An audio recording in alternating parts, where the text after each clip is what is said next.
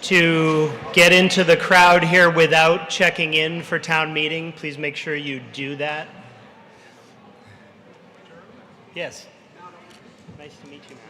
Yeah. I am. This one. Oh. We should do it not too late, right? Well, maybe you're right. Maybe when she reads. Because this is forever.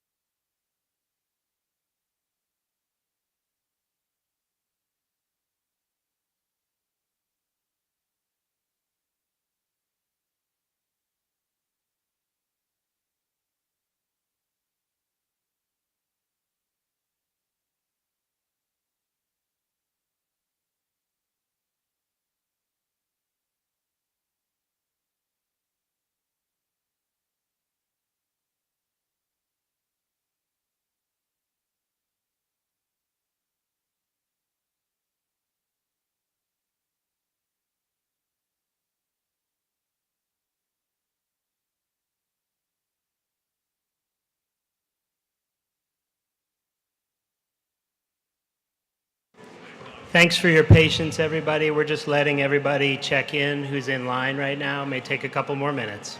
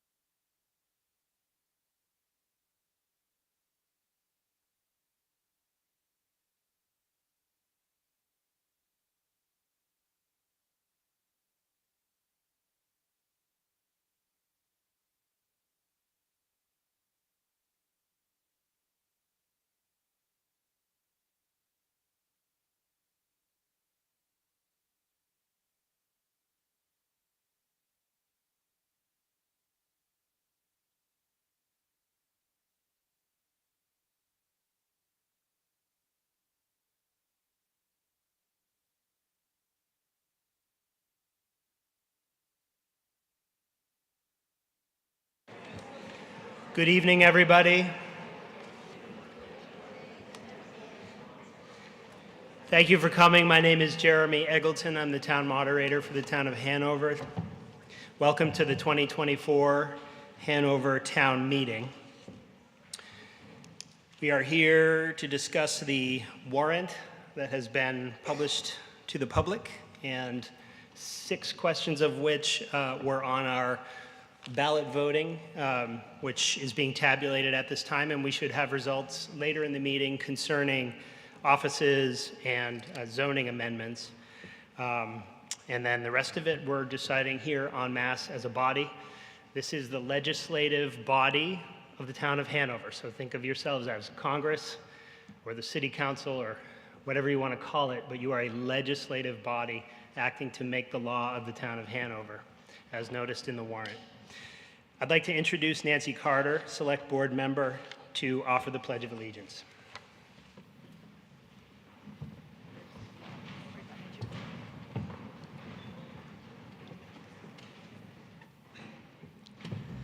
I pledge allegiance to the flag of the United States of America and to the republic for which it stands, one nation, under God, indivisible, with liberty and justice for all. Thank you.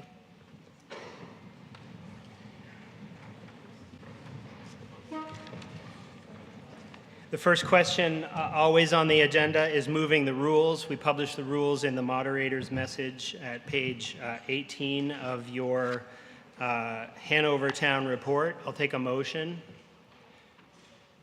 Here's a motion on the floor to approve the rules. Do I have a second?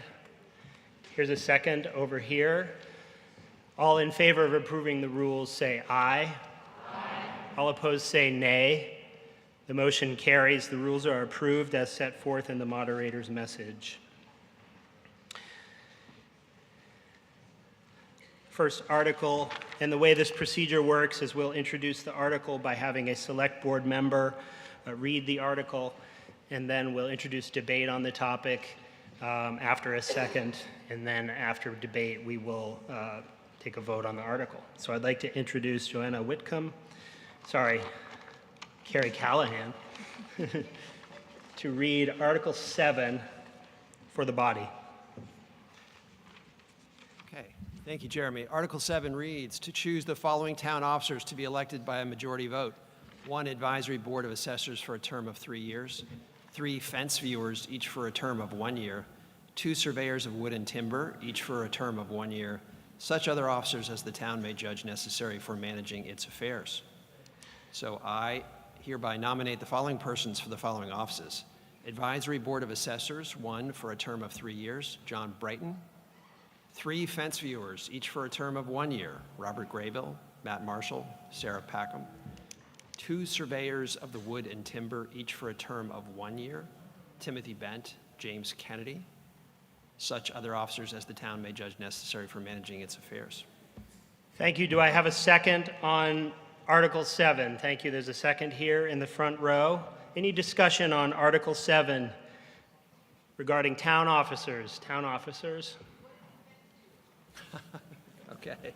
Gary, question for you. Yes, so these fence viewers and surveyors of the wood and timber really date back to colonial times, and it's a tradition that's been maintained in many towns for many years.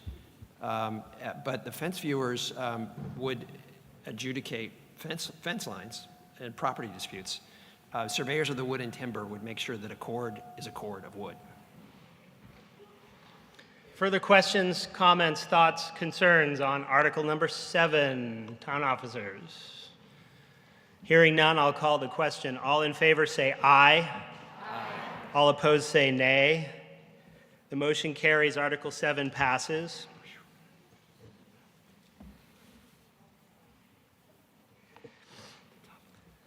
To introduce warrant Article 8, Ms. Chamberlain. Article 8 is to see if the town will vote to raise and appropriate $22,592 for a deposit into the Land and Capital Improvements Fund, an expendable trust, and to fund this appropriation by authorizing the withdrawal of this amount from the unassigned fund balance. The amount appropriated is the equivalent of 50% of the total land use change tax collected in the fiscal year 2022 to 2023. Thank you.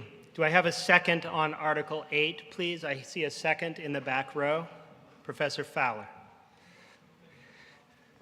Any comments, questions, concerns, thoughts, or observations on Article number 8? Hearing none, I'll call the question. All in favor of Article 8 say aye. Aye. All opposed say nay. The motion carries. Article 8 passes. Ms. Chamberlain, Article 9. Okay, Article 9. This might sound a little familiar. It's the second half, sort of. Okay, to see if the town will vote to raise and appropriate $22,592 for deposit into the Conservation Fund, and to fund this appropriation by authorizing the withdrawal of this amount from the unassigned fund balance. The amount appropriated is the equivalent of 50% of the total land use change tax collected in the fiscal year 2022 to 2023. Do I have a second on Article 9? Second here. Any thoughts, comments, observations, concerns on Article 9, please?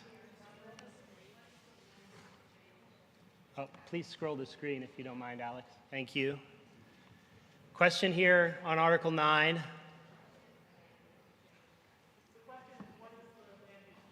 Question is, what is the land use change tax? So the land use change tax is a fee collected when land changes hands. And it's been a long history in the town of Hanover to take half of the money received from the land use change tax and putting it in conservation and half of it into a capital improvements fund so we can maintain our assets. Further comment? Yes, sir?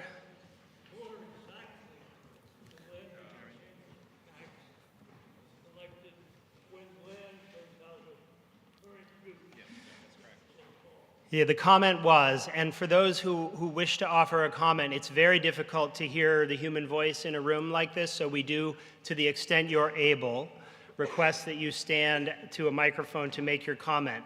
If you cannot, I'm more than happy to restate your comment as best I can.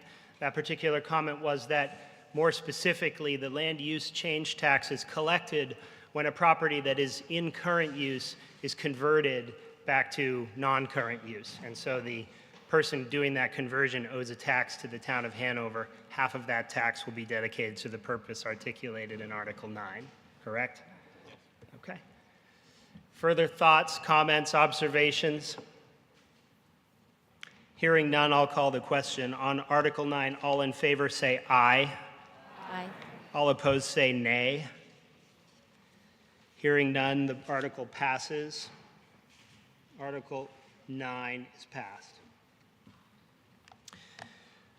Article 10, Ms. Chamberlain, once again.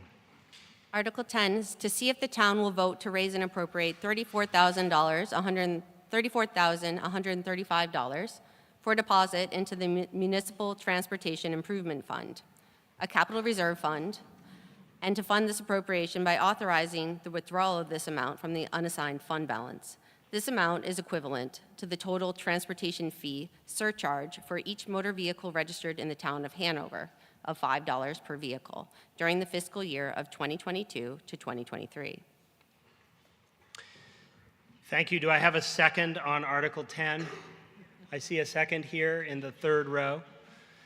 Any thoughts, comments, observations on Article number 10 concerning the unassigned fund balance? Hearing none, I'll call the question. All in favor of Article 10 say aye. Aye. All opposed say nay. The motion passes. Article 10 passes. Article 11, Ms. Carter. So those of you who... Hi. Is it off? Up, up, up. Is that mic on? Hello. Go ahead, Nancy. Yep. Hi, so those of you who've been with me for quite a few years know that this is my favorite article, and it does go on, and I will apologize, but we do have to, for legal purposes, read every dollar and every cent into the record, so thank you in advance. Article 11, to see if the town will vote to raise and appropriate the sum of $1,912,700 to authorize payment into existing capital reserve funds in the following amounts for the purposes to which such funds were established. Ambulance Equipment Capital Reserve Fund with funding coming from the Ambulance Fund, $128,000. Building Maintenance and Improvement Capital Reserve Fund with funding to be raised through taxation, $216,700. Dispatch Equipment and Dispatch Center Enhancements Capital Reserve Fund with funding to be raised through taxation, $21,000. Fire Department Vehicle and Equipment Reserve Fund with funding to come from the Fire Fund, $162,000.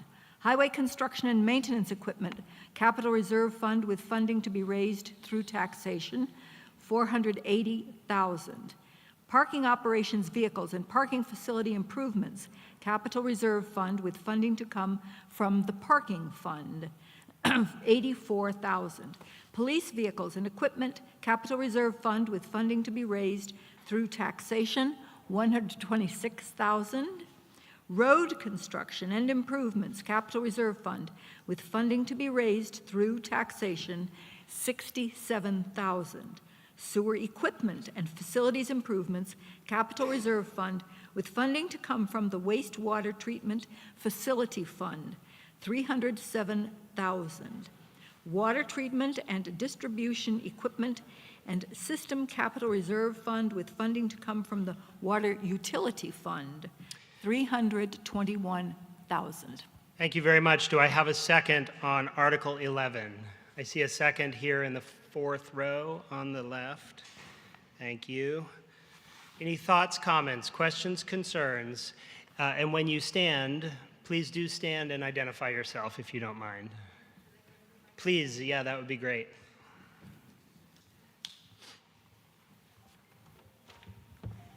My name is Nancy Welch, and I want to start by reading a very short excerpt from a column, Jim Kenyon in the Valley News from a few days ago.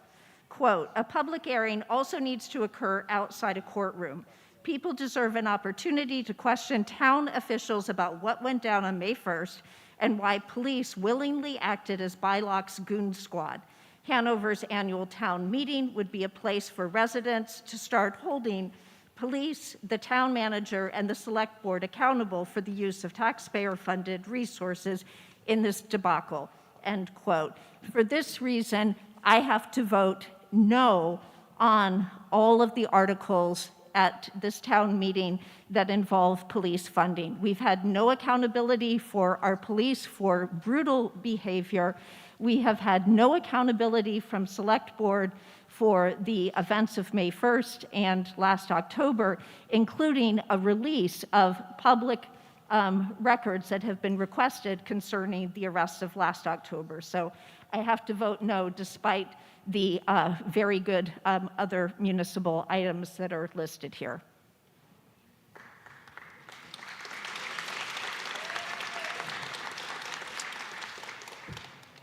Further thoughts, questions, comments, or observations on Article 11 to raise and appropriate the sum of $1,912,700 into capital reserve funds? Yes, ma'am.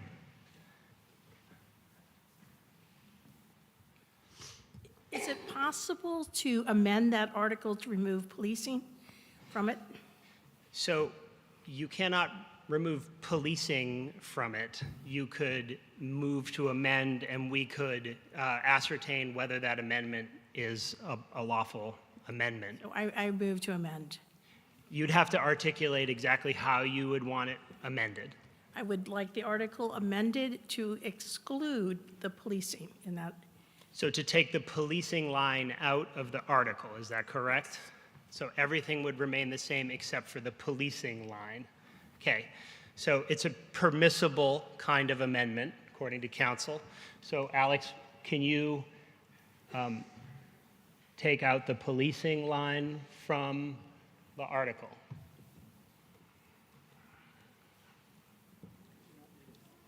Jeremy, would you like me to read that? Would you like me to read what she's, No, well, I'm going to. okay. Okay, so as you can see, the edited article on the screen depicts it in writing. I'm not going to have Select Board Member Carter read the whole thing again without the police line item in it, because you can all see the amendment up there. I will now we have a motion to amend on the table. I see you, John. We now have a motion to amend on the table, so now, yes. Also, we'll need to amend the total in the main article. So we will amend the total as well, deducting $126,000 from the amount of $1.9127 million. Yes, thank you. Is there a second to the motion? Okay, we have a second here in the front row.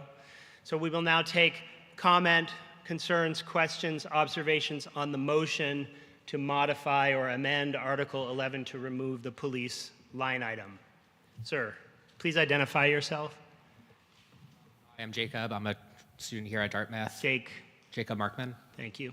I would just like to say that as a Jewish student on campus, I was so happy for the police to be involved on May 1st. There was so much.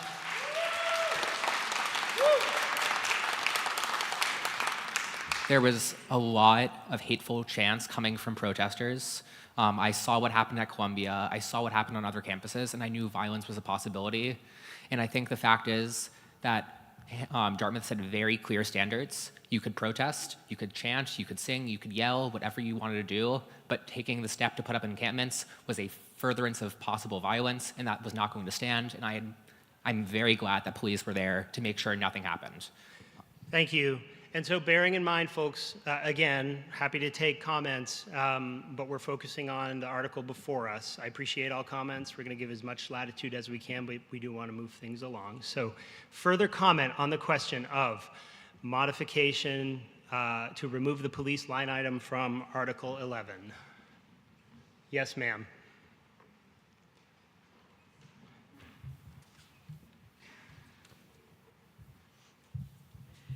Kim Frost, Aetna. I have a question for the police department.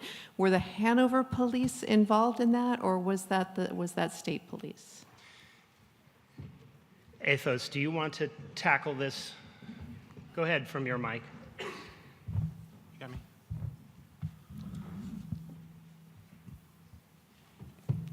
These questions are, I know a lot of folks here are here specifically to speak to these issues.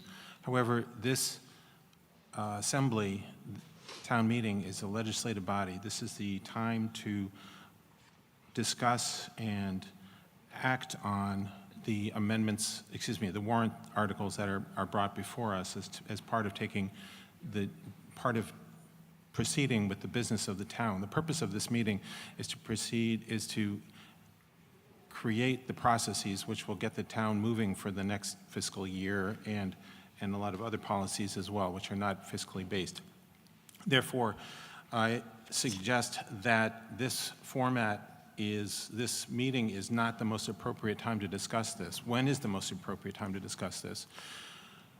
The questions like this, which we've been hearing so far, should be really relegated to either looking towards staff members to address these issues, and I'm speaking specifically to the question that I just heard, and other ones which I'm sure a lot of other folks have as well, or bringing it to a select board meeting. We meet twice monthly, and we are certainly willing to listen to comments. We don't specifically have this on an agenda item at an upcoming meeting, but we are certainly willing to listen to everyone's comments. Okay, thank you. Yes, sir, down in front. Jake Blum. I totally disagree with you, Mr. Brassius. I mean, this is the form of democracy that we have. This is the only time we all get together as a town. And this is a deep, important issue, and I don't think you should quash discussion on it.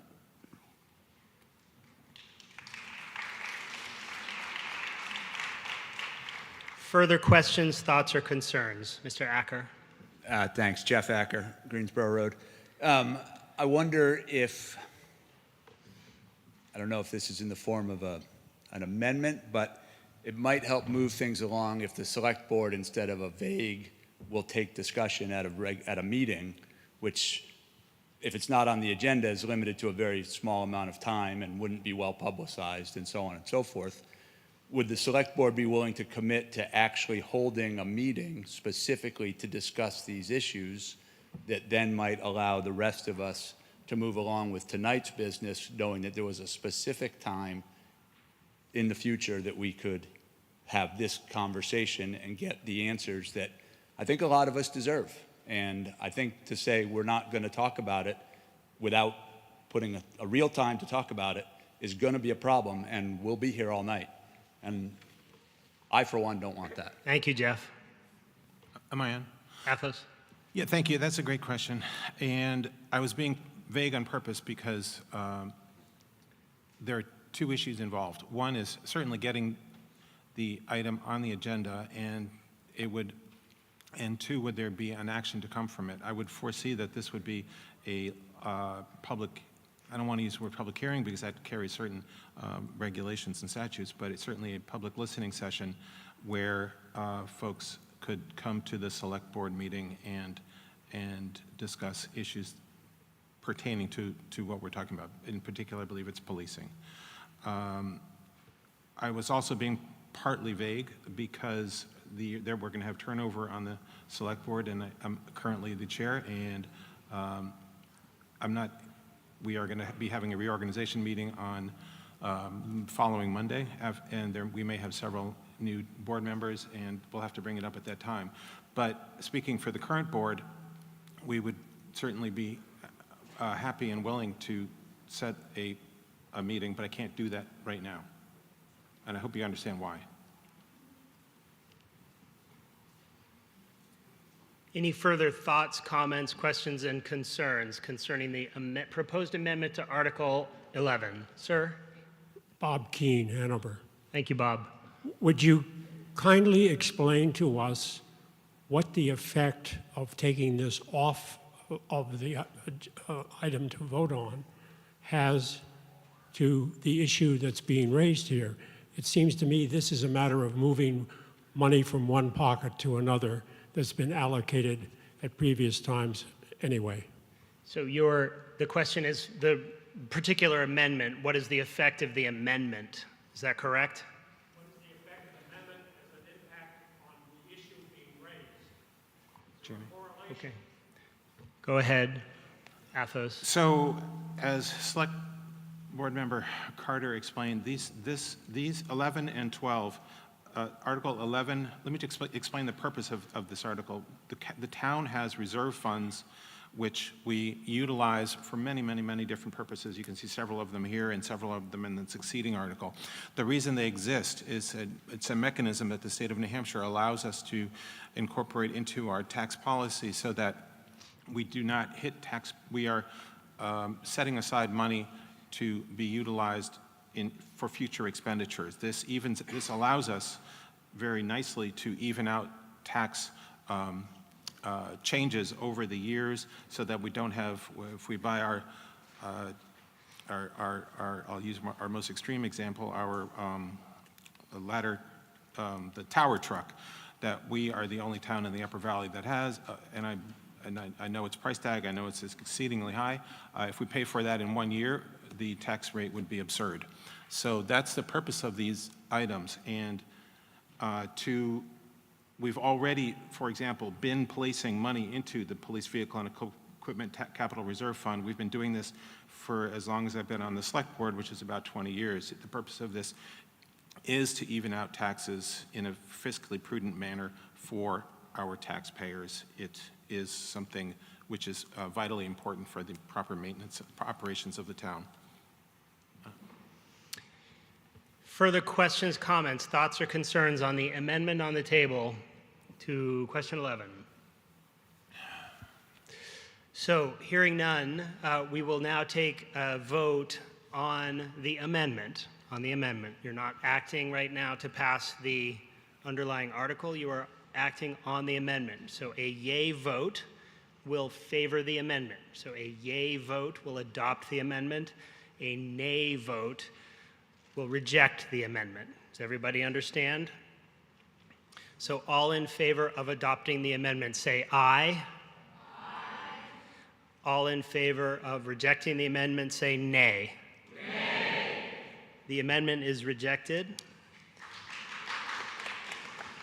Further questions, thoughts, concerns, observations concerning Article 11 as originally read? Seeing none, I'll call the question. All in favor of Article 11, say aye. Aye. All opposed, say nay. Nay. The motion passes. Article 11 passes. Ms. Carter. How thrilled I am because my two articles usually don't get this kind of contribution from you folks, so thank you all. Very exciting. Let's go on to Article 12. So you've raised these funds, and now, as Athos mentioned, you're now going to expropriate them, and the numbers they are not a one-for-one because many of these funds already have dollars in them. So we're adding funds to it, and we're expending even more than you just allocated. So let's go with Article 12. To see if the town will vote to raise and appropriate $2,065,591 for the purposes listed below, and to authorize funding in these amounts by withdrawal from the listed capital reserve funds in the following amounts. Fire Department Vehicle and Equipment Capital Reserve Fund, $314,102. That includes the metal door replacement Phase 3, fire car number 2, heat pumps and thermal imaging camera.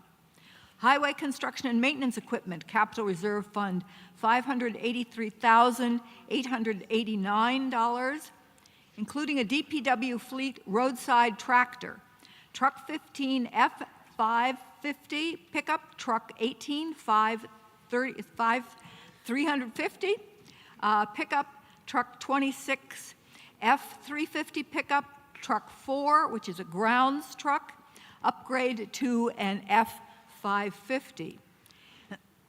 You're all excited about those, right? Parking operations vehicles and parking facility improvements capital reserve fund, expansion joints and capstones, pay and display meter stations, 4 of them, $64,200.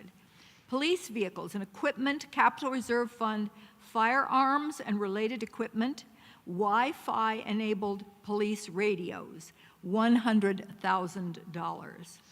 Road construction and improvements capital reserve fund, $138,000, including Main Street Wheelock Signal Control Cabinet, Park Street Wheelock Signal Control Cabinet.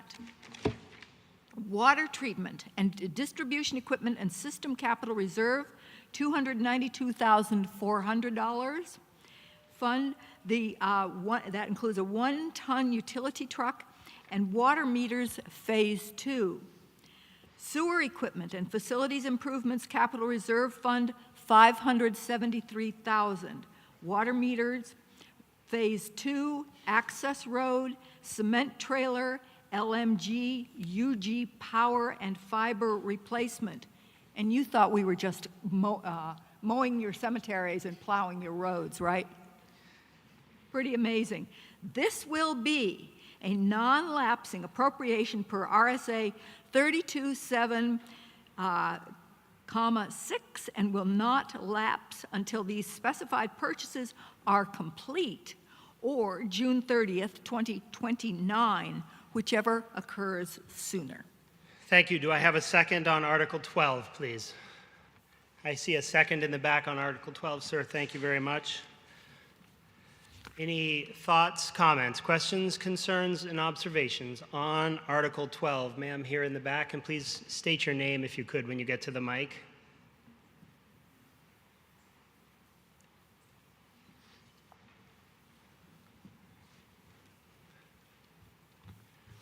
Hi, Samantha Ray, Hanover. I know we just did this dance, but I'm going to make us do it again because of that word firearms. Okay. So the police that were there on Dartmouth's campus on May 1st were armed police. Could I ask you to make the motion, put the amendment on the table, and then you're happy to let you give comment thereafter, okay? Okay, I would like to then propose a motion to have the amendment to remove the police line and the associated budget from the total. So to remove police vehicles and equipment capital reserve fund, et cetera, and $100,000 both as a line item and then from the total of 2.065 million. And so. That's correct. Okay, thank you. Alex? And we'll assume the calculations will be evident. So he's doing it right now. Thank you. Okay, do I have a second on the motion to amend Article 12? I see seconds here. And so to open the comment and debate, Ms. Right. Thank you very much. So I think that the utilization of armed police against unarmed protesters who were breaking a college policy, regardless of the content of their speech, is incredibly inappropriate and dangerous. And I think when we talk about examples of violence across campuses on the country, it's important to remember who enacted that violence: the police. I do not want to see another dime for firearms for the police in this town. Thank you. Thank you. Further thoughts, comments, questions, concerns, observations on the proposed amendment to Article 12? Hearing none, I will take a vote on the motion to amend. So an aye vote, a yes vote is to adopt the amendment. A nay vote is to reject the amendment. So all in favor of adopting the amendment say aye. Aye. All in favor of rejecting the amendment say nay. Nay. The motion to amend fails. So we're back to the original article as read. Comments, thoughts, concerns, and observations?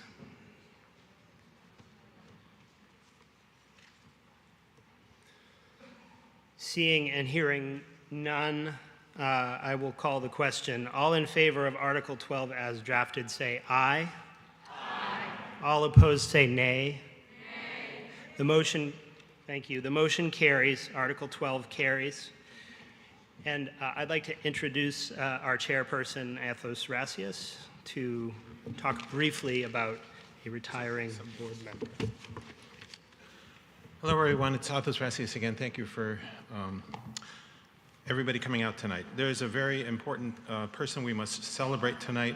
Nancy Carter is stepping down after some years on the board. Nancy, I didn't actually go back. 12 years on the board. She has served this town diligently, with respect, with humor, as you heard earlier today, and diligence. She's also been our representative on the planning board, which in and of itself is a huge accomplishment, worthy of celebration in and of itself. Nancy, I'm speaking on behalf of the board, and I believe on behalf of the town. Thank you for all that you've done for everyone in this room and for everyone in the town of Hanover.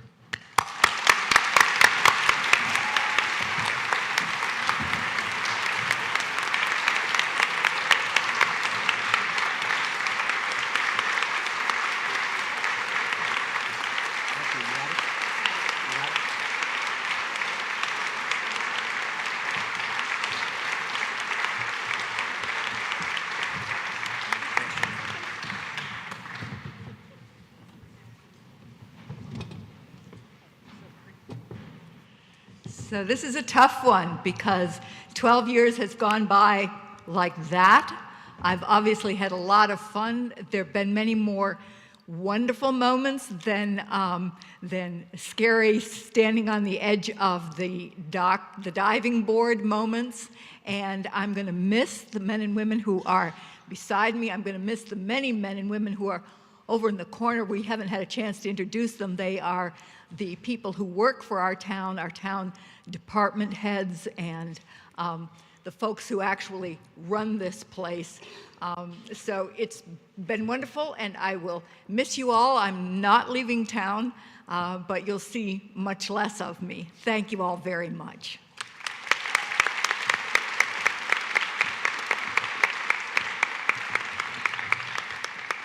And we have a couple of administrative elements here. First, I'd like to have Alex Torpy, our town manager.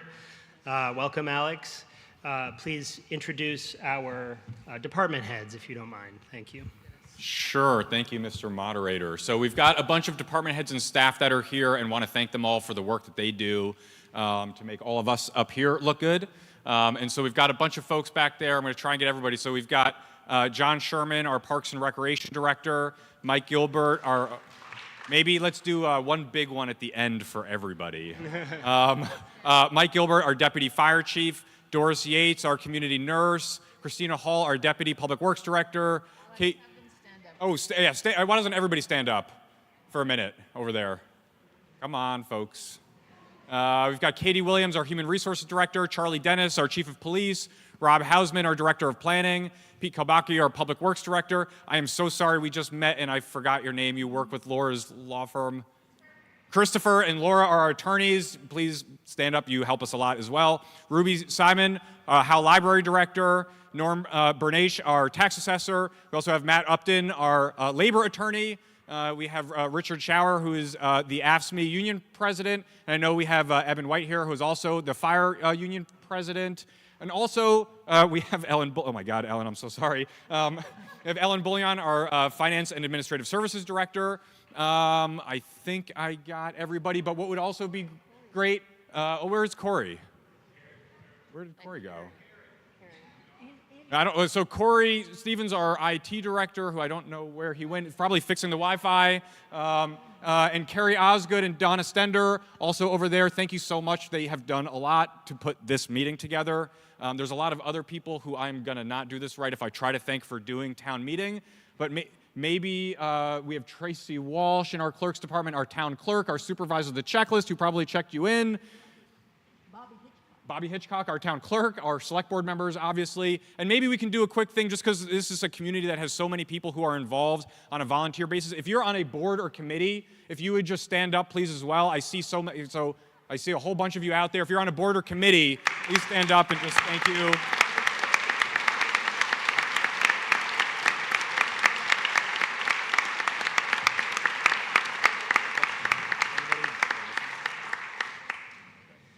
And speaking as a board member, I'm a member of the ZBA for the town of Hanover. It's very rewarding work. It's very important work. And those of you, especially the students here among us who are interested in participating in town government like that, it's a really great opportunity to get involved. So thank you. Please consider it. Another small piece of administrative detail that I want to offer at this time is we do have some results from our ballot voting today. For Select Board, we had 3 candidates on the ballot, Kari Asmus, Jarrett Burke, and Joanna Whitcomb. The results were Kari Asmus, 348, Jarrett Burke, 476, and Joanna Whitcomb, 500 votes. So, new Select Board members will be Jarrett Burke and Joanna Whitcomb.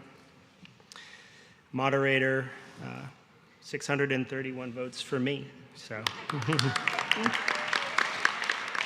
Supervisor of the checklist, Patty Dewhurst, was on the ballot with 619 votes. I beat you, Patty.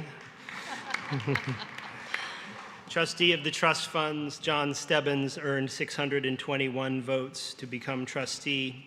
Trustee of the Etna Library, John Collier, earned 627 votes. And then perhaps our most interesting races of the night for Board of Cemetery Trustees. Harold Frost, our dedicated candidate, prevailed with 598 votes. And then we had 2 write-in votes for Kevin Canuti at 221 and Petra Sargent at 215 votes. So,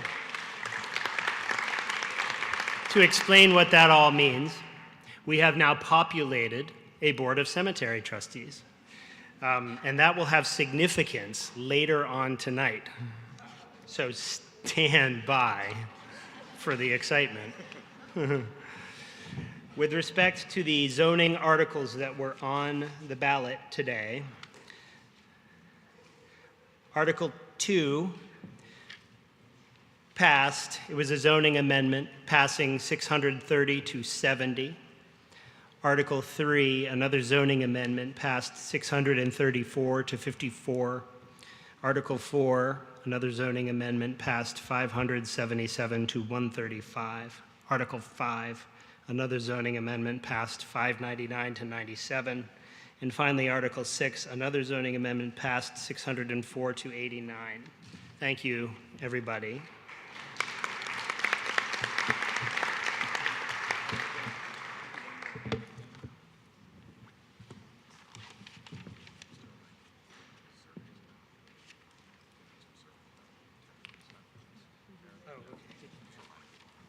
Okay, Alex reminds me that there are surveys circulating for feedback for the town about town meeting governance issues. We always value that information, so please fill it out and drop it off here before you leave. We appreciate that. Turning now to Article 13, I'd like to introduce newly re-elected board member, Joanna Whitcomb. Greetings, everyone. I move that the town vote to approve the cost items included in the collective bargaining agreement reached between the Select Board and the American Federation of State, County, and Municipal Employee Council 93, Local 1348, Public Works Department employees, and a few Parks and Rec employees, on February 28, 2024, which calls for the following increases in salaries and benefits at the current staffing level.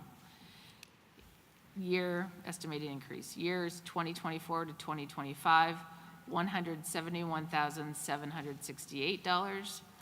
2025 to 2026, $198,265.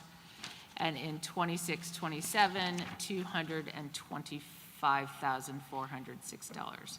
And further, to raise and appropriate the sum of $171,768 for 2024-2025 fiscal year, such sum representing additional costs attributable to the increase in the salaries and benefits required by the proposed agreement over those that would be paid at current staffing needs in accordance with the most recent collective bargaining agreement.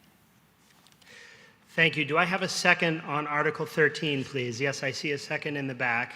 I'm going to introduce Joanna again to talk a little bit about the background of this article from the Select Board perspective.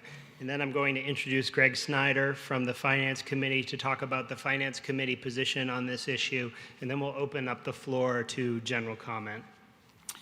So tonight we have been and will continue to vote on the town's budget, which makes up roughly 30% of the total annual taxpayer costs. The school budget, which we passed in March, is 60%. Our county budget is another 10%. The largest part of tonight's budget, the town budget, operating budget, which is about 65%, is the compensation and benefits for our staff. Our staff is, I would say, our greatest asset. One of the Select Board's top priorities in 2023-24 is to support and enhance our staff, and this includes addressing compensation, implementing retention strategies, and updating our employee policies and benefits. We have 3 bargaining units. I just spoke about the DPW and Parks and Rec. These bargaining units cover about half of our employees, roughly 70 staff people. The employees of Public Works and some Parks and Rec are represented by Local 1348. The Police Department is represented by Local 3657 of and the Fire Department by Local 3288, the International Association of Firefighters. This year, the town reached agreement with AFSCME Local 1348 and AFSCME Local 3657 on a 3-year collective bargaining agreements for the period beginning July 1, 2024 through June 30th, 2027.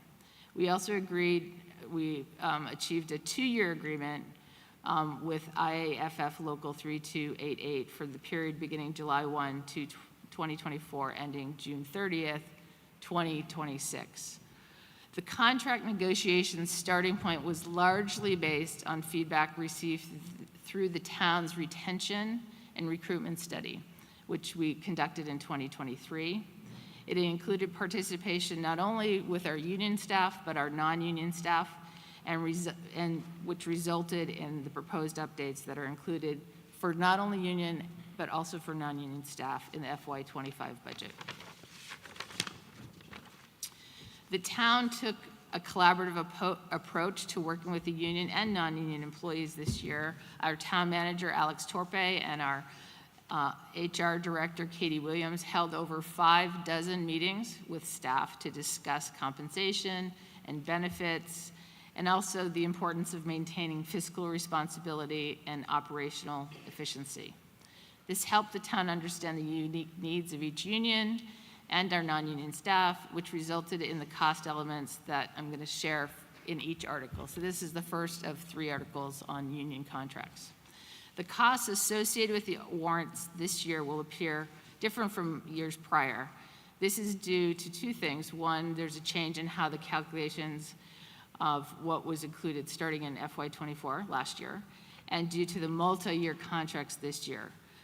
We've only had 1-year contracts since fiscal 2019, so we're really excited about having a 2-year and 2 3-year contracts.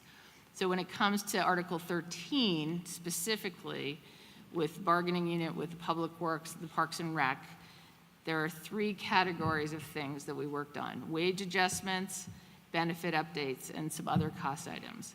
The adjustments to the wages included market adjustments for positions based on our retention and recruitment study.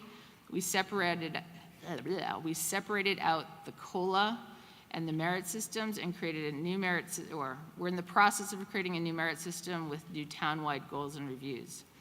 And if there are any additional costs associated with that, we'll bring that back to town meeting. Our market adjustments, we had a COLA for FY25 of a 2.5% for this year, and a step in merit increase, which is approximately 2% across the board. Adjustments to benefits, we increased the paid family leave to 12 weeks instead of 6 weeks. We're phasing in a contribution for dental and increasing the HSA contributions for employees who are electing a high deductible health care plan. And I think that covers kind of the big ticket items. I can get into more detail, but that gives you kind of a big picture overview for our negotiations, our union agreement with Public Works and a few Parks and Rec employees. Thank you. Thank you very much. Mr. Snyder from the Finance Committee, please.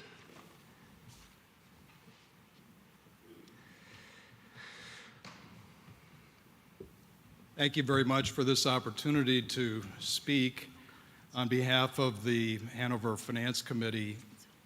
I have a few prepared remarks that I'll be taking from the handout that was provided to people at the beginning of the meeting, specifically the position statement on the proposed union contracts, which is towards the bottom of page 3 and into page 4. So I'll just hit the highlights.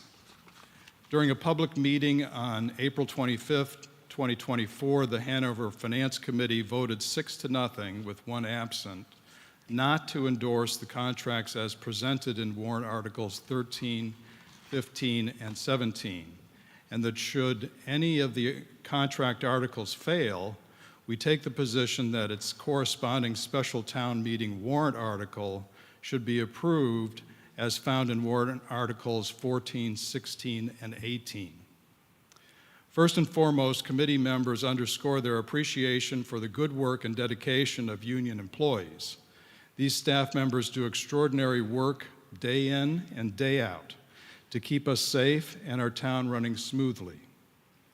The job of the Finance Committee, however, is to gauge whether any given proposal is in the best interest of the town's financial well-being, both in the short and long term.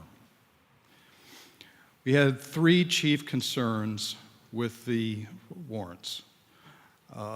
The chief concern is that all three contracts require the negotiations be reopened within the coming months to finalize merit increases and other benefits. These additional cost items will be voted on next year, but the costs as of today are unknown. This, in essence, is asking voters to approve contracts even though they are not complete. Number two concern, the introduction of automated cost of living adjustments, or COLAs, opens great uncertainty in terms of future increases. In contrast, the town's long-established practice of focusing on total compensation, COLAs and steps, has resulted in increases greater than inflation while providing budgetary predictability. As demonstrated in the table that's provided, this is a comparison of a hypothetical $75,000 salary at the beginning of fiscal year 2019. And it is a comparison of the Northeast Consumer Price Index for all urban consumers to what was actually provided in compensation for the town of Hanover. And as you can see, the time over those 5 years, there have been some dips, and sometimes that it has been over the Consumer Price Index. But you will remember last year that there was a tremendous effort for us to increase compensation to catch up. And so this table demonstrates the success of catching up. And in fact, you'll note that there is a positive percentage overall of 2.1% addressing this subject. Third concern was that there was an overriding question about whether the compensation was competitive. And after reviewing all of the information provided and looking at the compensation study, we did not conclude that the wage scales were particularly uncompetitive, especially as the study looked at the fiscal year 23 wages, which did not reflect the benefits of Hanover's 5% wage scale adjustment for fiscal 24.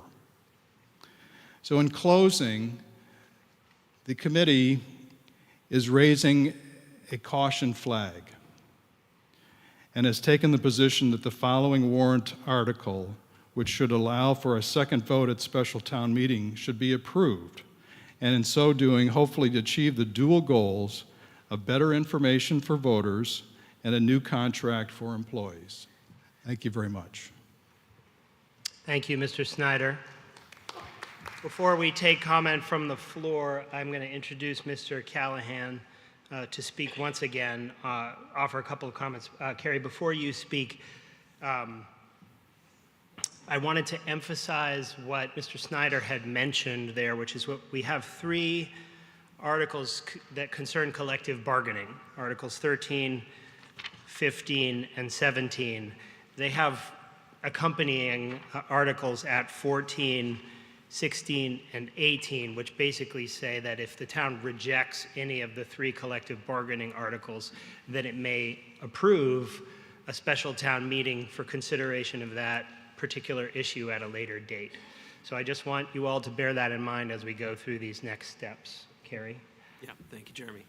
So select board decisions are often an exercise in balancing interests, whether it's cars, bikes, and pedestrians, or in this case, our highly valued employees, and also the affordability of living in Hanover for our taxpayers. There are no easy answers, especially in a time when inflation is pressuring all of us.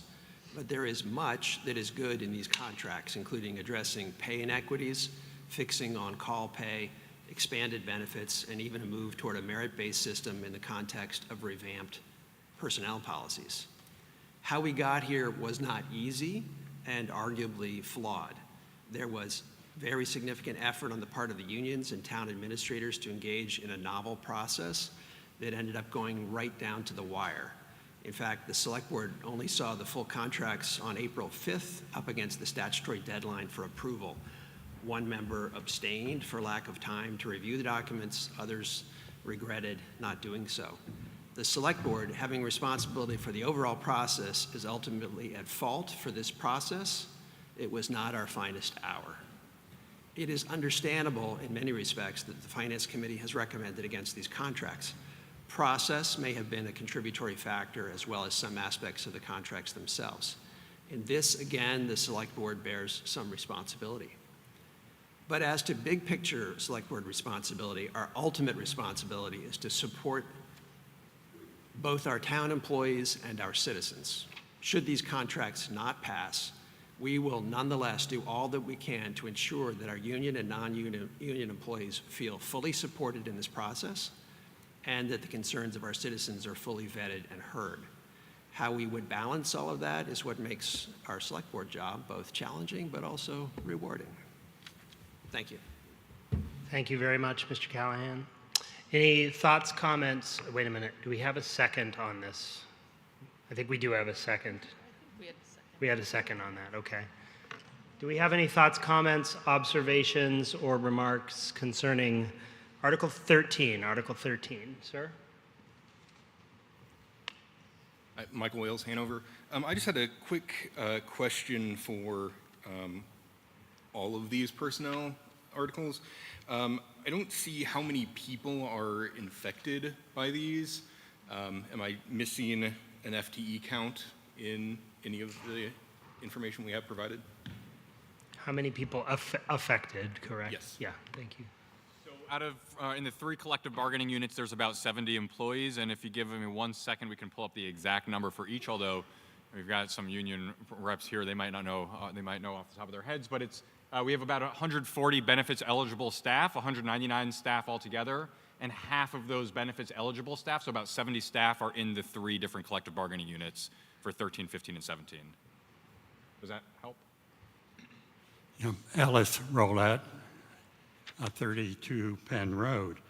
As I look ahead on Articles 14, 16, and 18, am I correct in understanding if each of the 3 articles, 13, 15, and 17, are turned down, that we have to have 3 separate meetings of the Select Board or the community to pass on that? That's I think we probably understand. So it's one meeting. It's basically each article is associated with one collective bargaining contract. So for example, if 2 were to pass and 1 were to fail, and then the successive article for a special meeting passed, it would just be the one meeting for the one collective bargaining agreement. But if 2 failed and 1 passed, it would be 1 meeting for those 2 different items. Is that correct? Yeah. Thank you, Alex. The way I read Article 14 doesn't come out quite that way.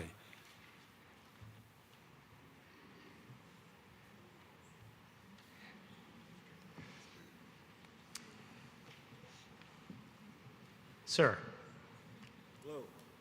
My name's David Vincelette. I live in Hanover, 93 Lebanon Street. I've been a political prisoner for the last 7 years. I tried to use civil disobedience with Dartmouth and Hitchcock to get them to stop dumping asphalt waste in our water. The town has tried for 40 years to put me off of my property, first through the courts, then by intimidation by police, Dartmouth Public Works, the fire department, and the housing department. The 3 unions all were involved in holding veterans, homeless people, racial and religious minorities in a concentration camp. My wife, a Ukrainian Jew, grew up with anti-Semitism. So the thought of being controlled and silenced hurt her deeply.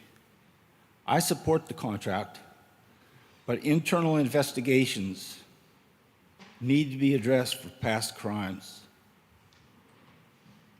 The media has remained silent,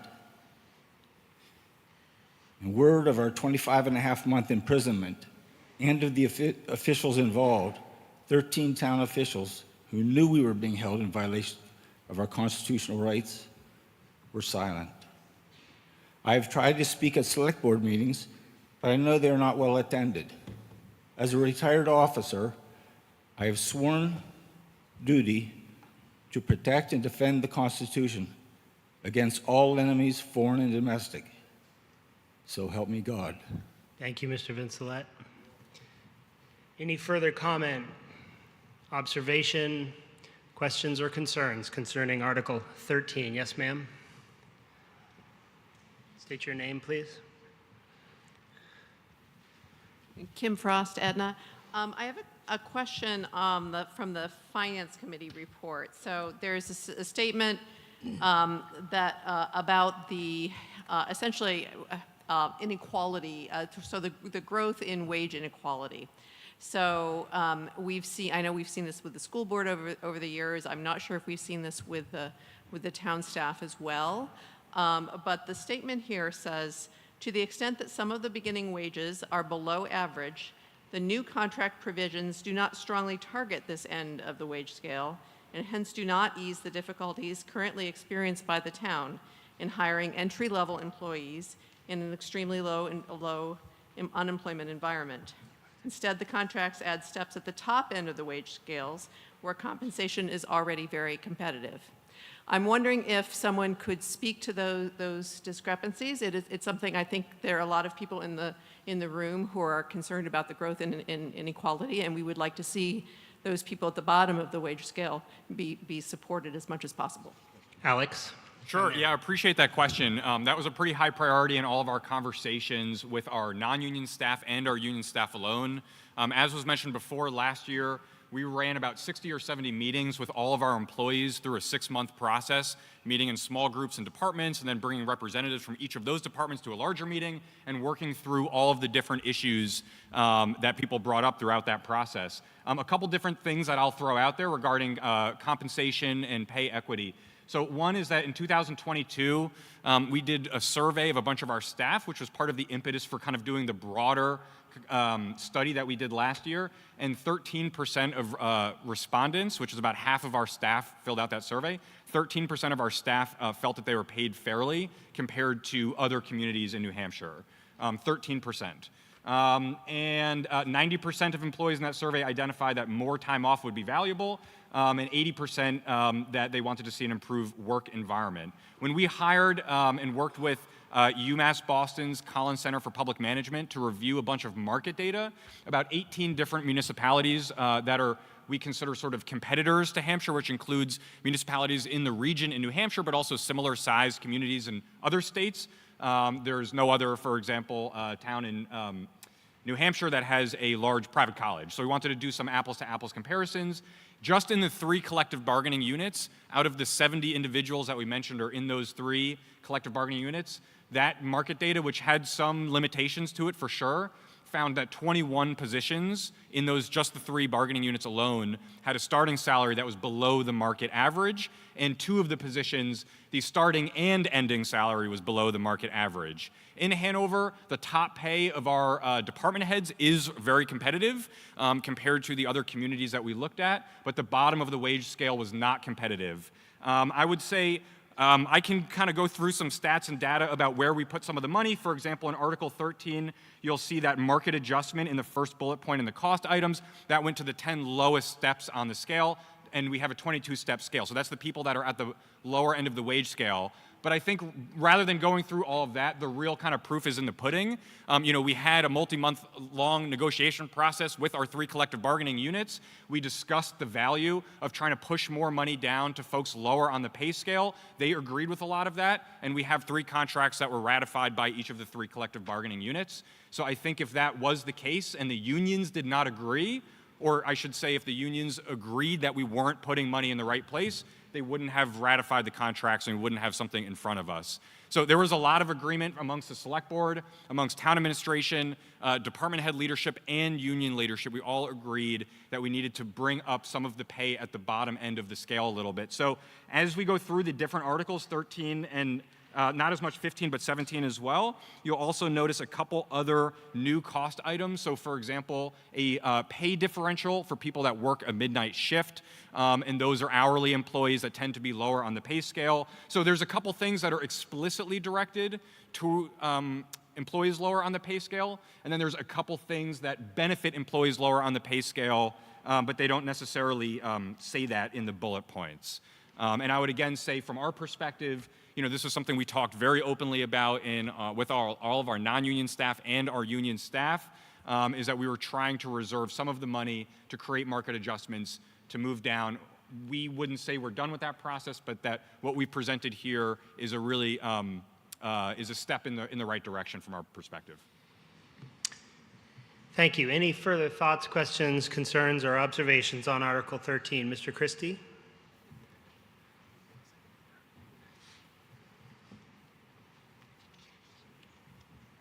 Good evening, Peter Christie, Aetna. A couple of things. I think we've realized over time that we have not been keeping up with competitive compensation, and we needed to correct that. That often showed up in the number of town employees that we lost each year, which was about 30%. I could not run a business losing 30% of my staff. The analysis here shows that a $75,000 wage has improved compared to inflation. It does not address the issue whether the $75,000 job has a competitive value of $85,000. So that itself is what we're trying, I think the Select Board is trying to address, and I've worked diligently to do so. Thank you.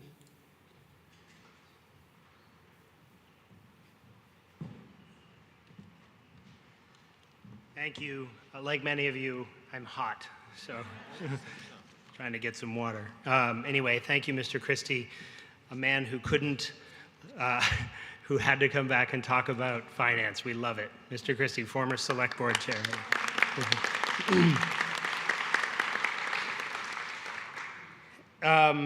Okay, so further comment, question, concerns, or observations on Article 13? Hearing none, I will call the question. All in favor of Article 13 say aye. Aye. All opposed say nay. Nay. So, do we have the yes and no placards? We have the chits. So I think you each have a red card. Okay. So here's what I want you to do. It will help me to figure out what the sense of the room is.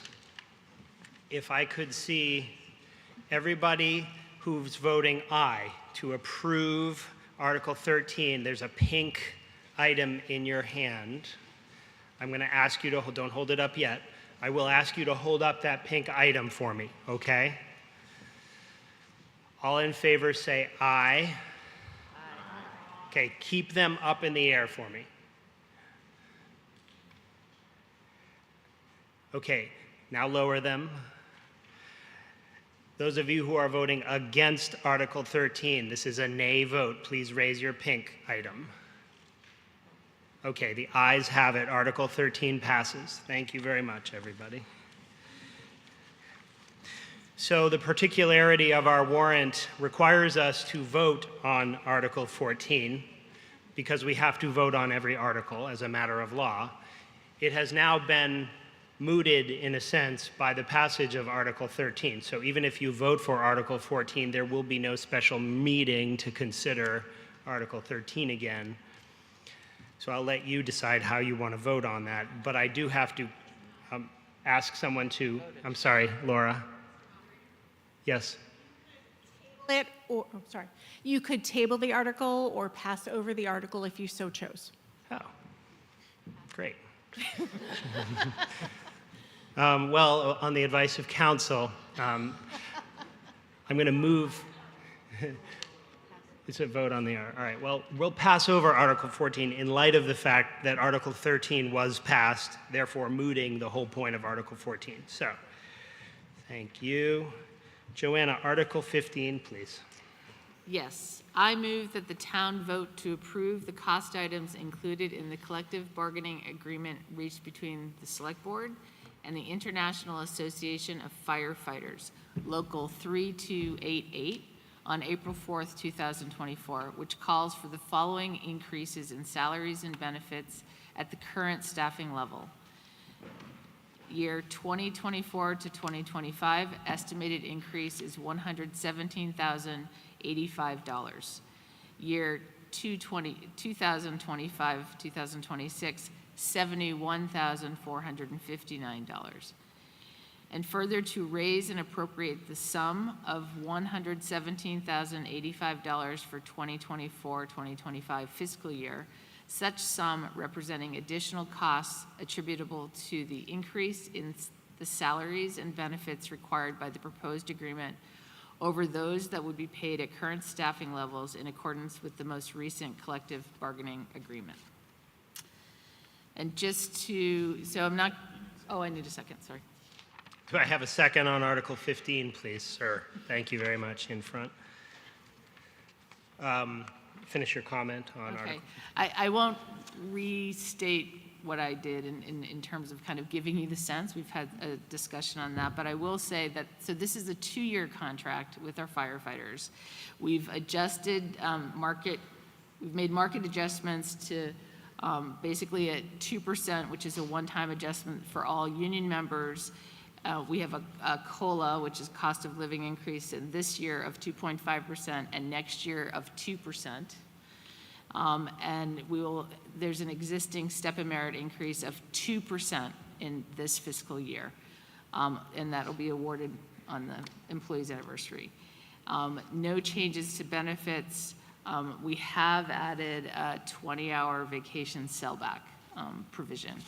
And I think that, yes, that covers it for the fire department. Thank you. Mr. Snyder, do you have further comment from the Finance Committee on this particular article? I don't see you out there, sir. Oh, yeah. Okay, thank you. Any further comment? Yes, Mr. Blum. Can you please take the microphone if you don't mind, sir?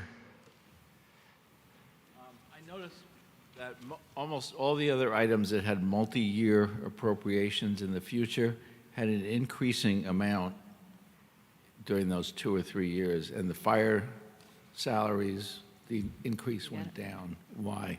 Okay, Alex? Sure, so appreciate that question. The town developed a sort of proposal that was made to non-union and union employees based on the feedback that we got from all non-union and union staff last year.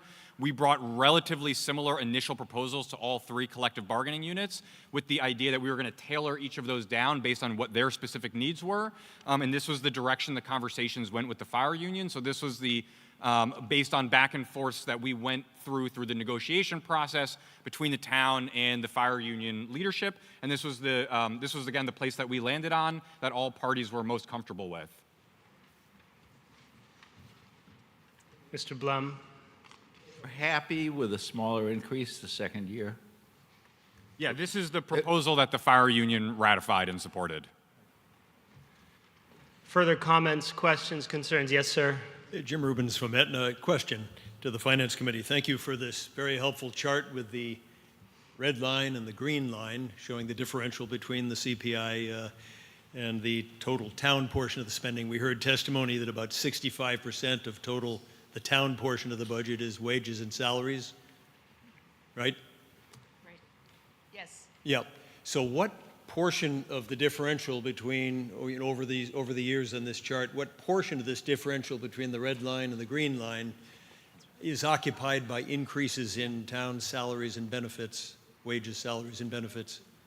First, I'm going to turn to Greg Snyder for the answer to that question since it was prepared by the Finance Committee, and then we'll have comment from the Select Board as necessary. Thank you, Mr. Rubens. We did not differentiate to show how the compensation was, what the proportion was for this schedule. Anything else? Okay. All set on that, Mr. Rubin? Yes. I just wanted to make sure your question got answered, sir. Any further questions, comments, thoughts, or concerns on Article 15? Article 15. Seeing and hearing none, I'll call the question. All in favor of Article 15 say aye. Aye. All opposed say nay. The ayes have it. Article 15 carries. Similarly, with respect to Article 16, it's mooted by the fact that Article 15 passed, so we'll skip over that article. Ms. Whitcomb, Article 17, please. Article 17, I move that the town vote to approve the cost items included in the collective bargaining agreement reached between the Select Board and the American Federation of State, County, and wait a minute. Oh, yes. The American Federation of State, County, Municipal Employees, Council 93, Local 3657, Police Department employees on March 29th, 2024, which calls for the following increases in salaries and benefits at the current staffing level. Year 2024-2025, estimated increase $158,103. 2025 to 2026, $200,375. Year 2026 to 2027, $225,210. And further, to raise and appropriate the sum of $158,103 for the 2025 fiscal year. Such sum representing additional costs attributable to the increase in salaries and benefits required by the proposed agreement over those that would be paid at current staffing levels in accordance with the most recent collective bargaining agreement. Thank you. Do I have a second on Article 17? Second on 17, yes, ma'am, here in the front. So the article is seconded. Further thoughts and observations before I turn to Mr. Snyder? Sure. I just would like to say that this is, like, as Alex explained earlier, this, like our Public Works and Parks and Rec agreement, Article 13, we made market adjustments. There was a COLA increase of 2.5%, step merit increase of 2%, some other midnight shift differentials. Our benefits here, we have a phased contribution to dental, to the dental premium. We increased the HSA contributions for the high deductible, those who chose high deductible health care. And I guess that's about, and we increased the paid family leave. So much like our Article 13. I think that covers the big picture. Mr. Snyder, anything further?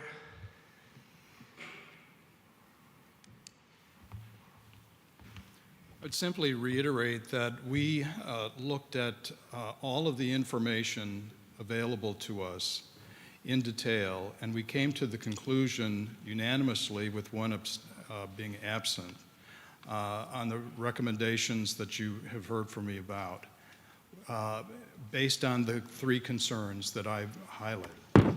And so that was our conclusion based on our collective judgment. Thank you, sir. Our best efforts. Mr. Callahan, anything further from you? Okay, opening it to the floor. Questions, concerns, observations on Article 17? Yes, sir. Please state your name for the body. Bill Abdu, Hanover. Could you tell me what metrics you're going to use to determine whether these three articles, assuming this one passes, have been successful? I mean, what are your sort of goals? How do you know 1 year, 2 year, 3 years down the road that doing multi-year contracts and cost of living increases and all the right things that you're doing, but what are the metrics that you're going to use to determine that it was successful or not, and how will the town people know that? Thank you, Thank you. sir. Alex? Good question. Yeah, I appreciate that question as well. Thank you. So there's a couple things that I think we learned from the retention and recruitment process that we ran last year. And again, what that process was breaking all of our departments into small groups. We had 6 different topics over a 6-month period of time. Myself and our human resources director each facilitated all of those meetings. So we broke all of our departments into 6 different groups. We met with them at the beginning of the month. We chose one non-management, or they were volunteered or chosen by the rest of the group to attend a steering committee at the end of the month where one non-management rep from each department attended that meeting, provided us feedback, and then we moved through these different topics. And so one of the things that we learned from that process, beyond wage and benefit and other policy-related things, is that we must have more communication and more engagement with our staff. So pay and all of the stuff that we're talking about tonight is a lot like property assessing, which is that if you make small adjustments a little bit every year, it saves you from having to make a really big adjustment every 5 years or 10 years. And so that's something that we fell a little bit behind on the town side, is sort of keeping up on all of those things. A couple things that I'll throw out. So Mr. Christie, former select board chair, did mention that we had a lot of turnover over the last 5 years. To put a really fine point to that, it's been in some of the memos that we've circulated to the select board. But in the last 5 years, and remember, we have 140 benefits eligible staff, we've had 137 people leave jobs in the town government in the last 5 years for 140 benefits eligible person organization. So that is a stunningly high turnover for an organization this size. It is very expensive for us to onboard and offboard all of those. So turnover rate is one of the things that we would intend on measuring. However, it's not as simple as that, and I won't bore everybody with all of those details because we are trying to put together a map of how many employees are retiring, which is a little bit different than someone leaving a job for a better paying job somewhere else, and we need to be responsible for fleshing that out in the exit interviews and reporting back to the select board on some of this. The second metric that I would just mention is the vacancy rate of open positions. And so that has kind of hovered between 5 and 12%, meaning that between 5 and 12% of town positions are vacant at any given point in time. I did check as we were setting up before. There are 12 openings, actually 12 listings for 11 openings on the website right now. And so that is a number, and some of those positions have been vacant for more than a year. So I think things like how long has a position been vacant, how many positions are vacant, what's the average time to fill a position, what's the turnover rate, those are numbers that we haven't really tracked and reported to in town meeting before, at least in recent history, but that's something that we are looking to do. We're also in the next month adding a second person. We've been down a person in our HR department, which has been a huge challenge with building some of this. So we hope to have a little bit more data that we can report on a regular basis, and hopefully that speaks to at least some of the question. Sorry, just to follow up. I don't understand really what you said. I mean, like, what's a success? Do we have a number for turnover rate? Do we have a number for vacancy? Do we have a number of percentage of people who are satisfied with their work? You know, how do we compare with the UMass study that looks at other towns? I mean, you can't just say the numbers, the line's going up, the line's going down, that's good or bad. I mean, you have to sort of be specific and identify what's going to be your measure of success. Yeah, so as a follow-up to that, we don't have all of the goal points identified yet, but we have the baseline data, which we did not have before, and I think we have the kinds of things that we do want to track. So we're getting back up to full staffing in our human resources department very shortly, and with that, we hope to start to build out some of those things we just haven't had time to do, because even as the select board, everything has been sort of running a little bit behind the 8 ball so far this year, so that is just not something we've gotten to yet, but we know the baseline data, we know what data we need to collect, and we can then set those goals over the next couple months and years. Thank you. Further thoughts, questions, concerns, observations on Article 17? Hearing none, I'll call the question. All in favor of Article 17 say aye. Aye. All opposed say nay. I'm going to do this again. Those of you who are in favor of Article 17, that is aye votes, please raise your pink thingy. Okay, thank you. Please lower. Those of you opposed to Article 17, hold on, please. Please, please, please, please. Those of you opposed, please. I'm trying to make this very clear for people, okay? Those of you opposed to Article 17, a nay vote, which will oppose Article 17, please raise your pink flag.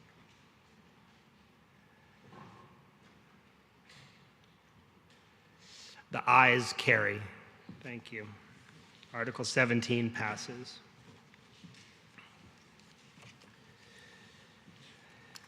Article 18 is mooted by the passage of Article 17. To introduce Article 19, Chairman Rassius. Hello. Thank you very much. I move that the town, per RSA 31:91A, vote to raise and appropriate $25,000 into the town's annual contingency fund for fiscal year 2024-2025. This sum to come from taxation.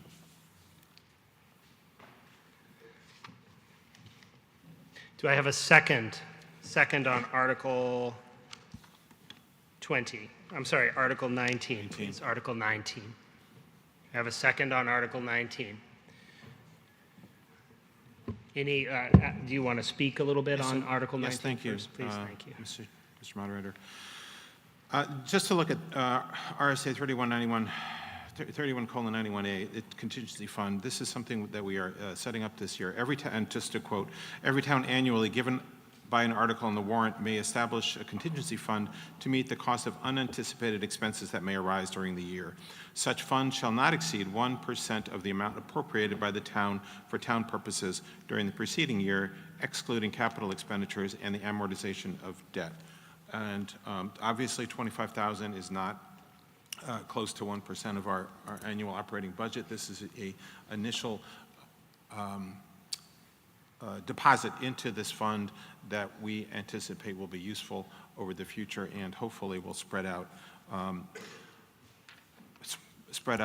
our ability to even out costs. Thank you. Further thoughts, questions, or concerns on Article 19? Mr. Acker. Thank you. Jeff Acker, Greensboro Road. So, as I understand it, we have what we call the undesignated fund balance, which is the accumulated surplus of all the years.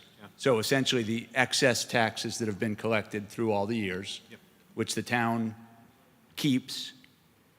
Every once in a while they put a little bit of it toward reducing the tax rate, but every year they keep more and more of it.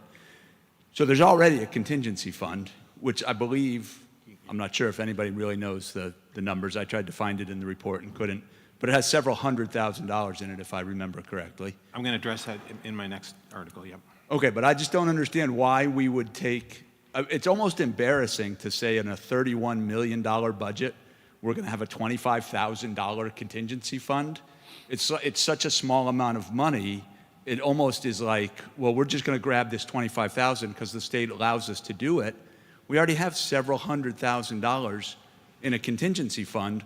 Why do we need another specific $25,000 on top of the several $100,000 we already have? So that's, I guess, my perspective, and so that's why I'm going to be voting no. Okay. Yes. Thank you, Jeff. That's a really good topic.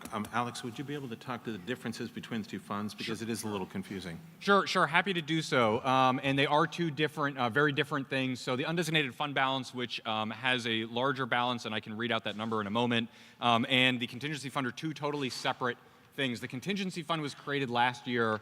It can only be used under very specific circumstances where we overspend the entire town budget in the current fiscal year, and each of the expenses to that has to be literally lined out in the town report and reported on at next year's town meeting. We do not foresee that being necessary. However, over the last 2 years, we have rebuilt a lot of budget lines, so there was cushion in the budget that there isn't in anymore. And so the best practice in surveying organizations like New Hampshire Municipal Association and other town managers across the state is to create a contingency fund. It is the most transparent way to have a cushion in a budget, even though we don't expect to be using it, and also agree that $25,000 is really not much money in the grand scheme of the entire budget, but we did not feel comfortable increasing that amount this year with the tax burden that was already included in the budget. So basically, and Ellen or anybody else could please correct me if I'm wrong, but the way to I think the best way to think about it is the contingency fund is for certain cost overruns within the fiscal year.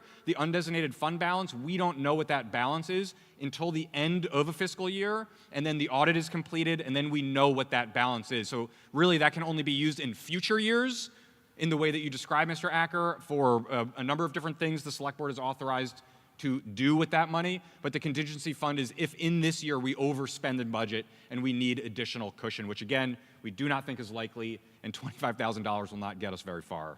But it is a best practice that we've been recommended to include and would expect to bring that to town meeting each year. So I don't understand that at all. We have an undesignated fund balance which has accumulated over the years, essentially the town's savings account.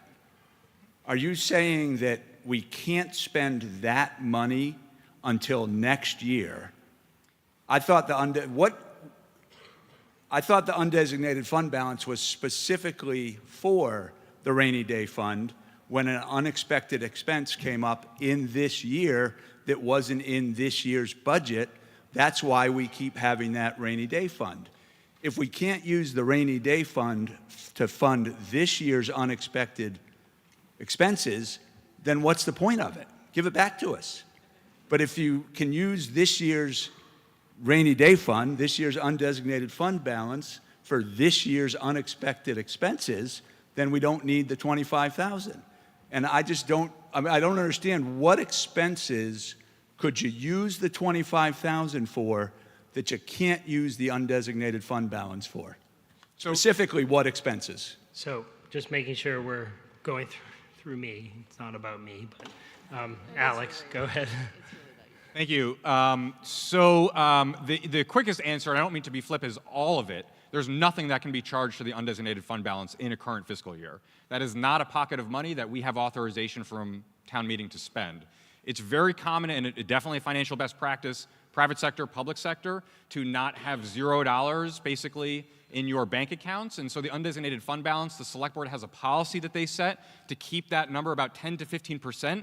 In fact, the state of New Hampshire, I don't know if it's a guidance or a requirement, it's a requirement from the Department of Revenue Administration that they track that number and they make towns keep above a certain percentage.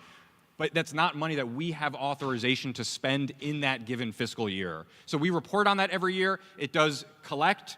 And then and right now we're going to probably end in somewhere in the high 14% is our anticipated ending at the end of FY25.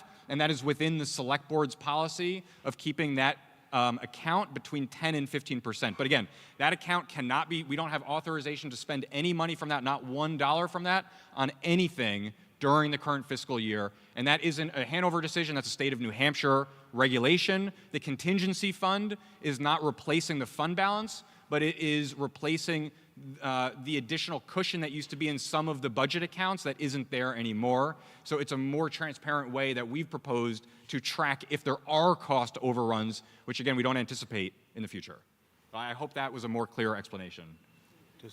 So Laura's got a... Jeff, I'm going to call on Laura Spector-Morgan, Town Council, to address that, and then obviously come on back. So the unexpended fund balance, as Alex said, cannot be spent without court approval and a special town meeting, or in an emergency if DRA allows you to expend from the unexpended fund balance, but you have to go through a whole process under RSA 3211 to expend from the unexpended fund balance. It is not a savings account that you can spend from at will. It is there, and if there's extra in future years, you can use it to raise and appropriate from, but it is not the savings account you have at home that you can spend from if you need to. Mr. Acker, further comment? Anybody else? Comment, thought, observation, concern on Article 19? Article 19. Hearing none, I'll call the question. All in favor of Article 19, say aye. Aye. All opposed, say nay. The ayes have it. Motion passes. Article 19 passes. Introducing Article 20, the town budget. Mr. Rassius. I move that the town vote to raise and appropriate $31,077,237 to pay the operating expenses of the town for the 2024-2025 fiscal year for the purposes set forth in the town budget. This sum does not include any of the preceding or succeeding articles. Do I have a second on Article 20? I see a second here on Article 20. Athos, do you want to speak on the town budget? Sure do. Thank you. Do you want the podium, sir? Would you want the podium, or are you going to Sure. speak from your seat? I'll never turn down the podium.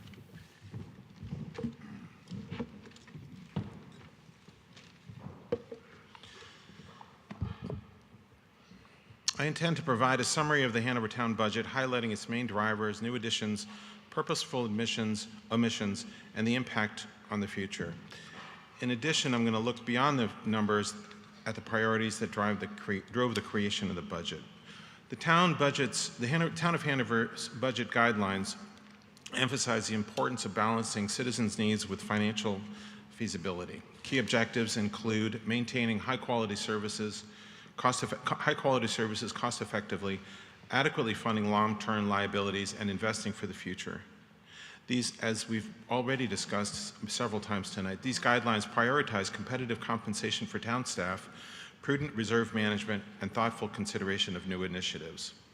The budget creation process this year followed a time-honored format with many innovative updates implemented by our town manager. We started in the early fall of 2023 with a series of forecasting presentations by the town manager and the town's finance director. After this, the select board set a target range for the budget of a 5 to 7% increase. The budget we're submitting for consideration was approved unanimously by the select board at its April 6th meeting. Understanding the town's budget goes beyond mere numbers. It encapsulates our collective vision for the future. The Select Board's priorities for the fiscal year 24-25 served as guiding principles and shaped our budgetary decisions. And I have 5 bullet points in that regard. One is enhancing investment in the organization, and initiatives such as a retention and recruitment study, professional development funding, and succession planning were paramount. 2, promoting affordability and accessibility. Policies which are implemented in regard to this include zoning updates,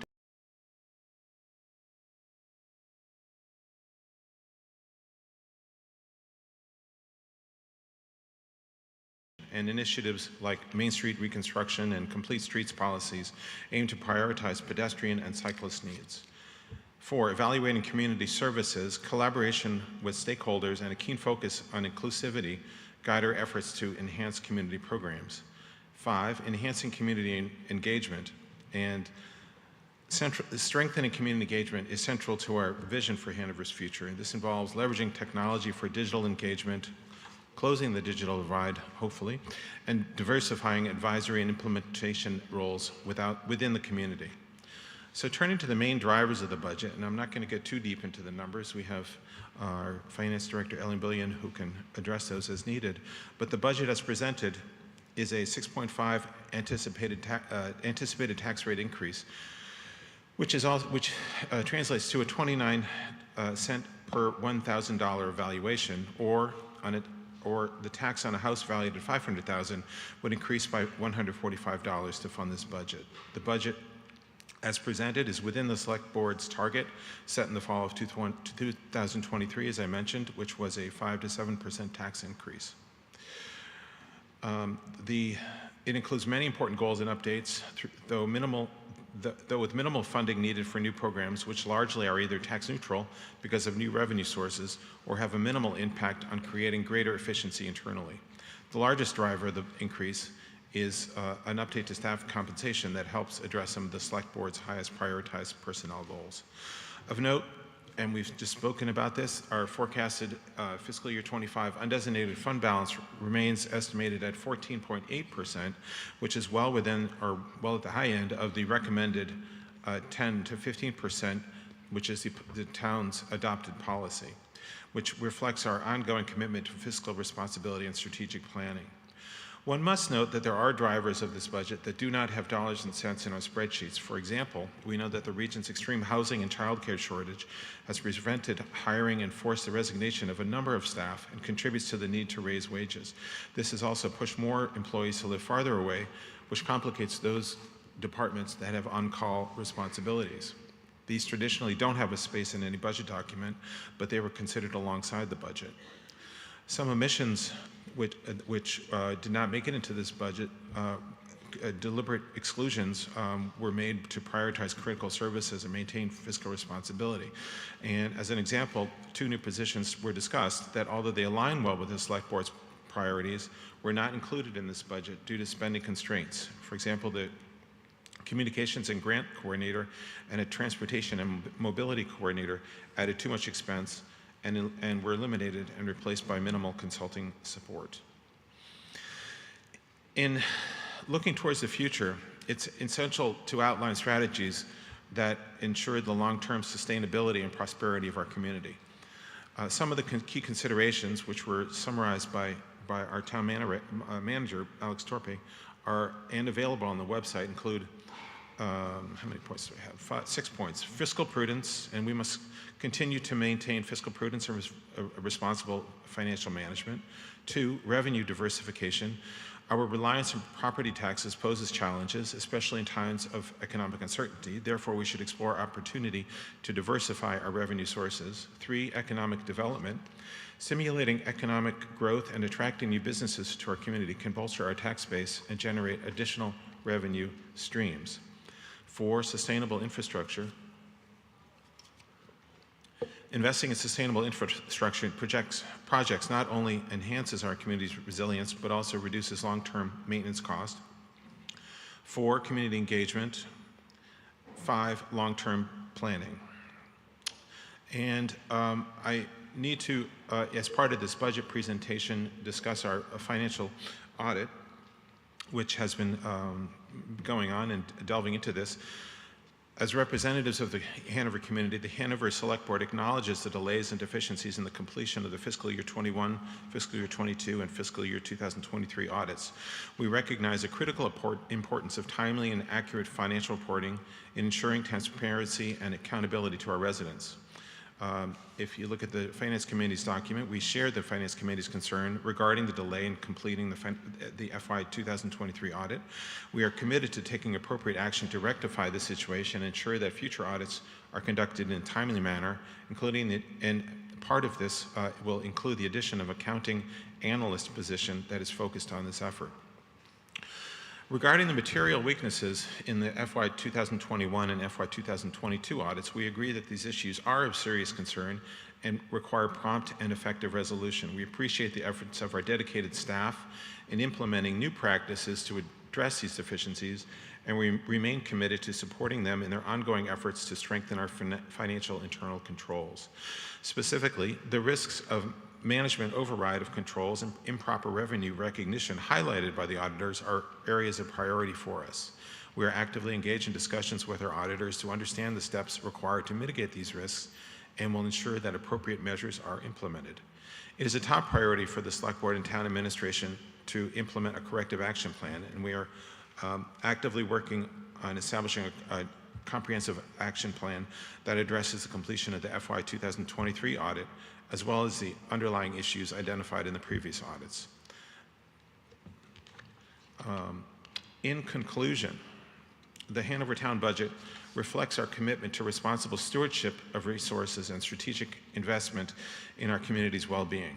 By adopting these strategies and embracing a culture of innovation, collaboration, and transparency, we can build a resilient and prosperous future for the town of Hanover. Together, we can ensure that our community remains a vibrant, inclusive, and sustainable place to live, work, and thrive.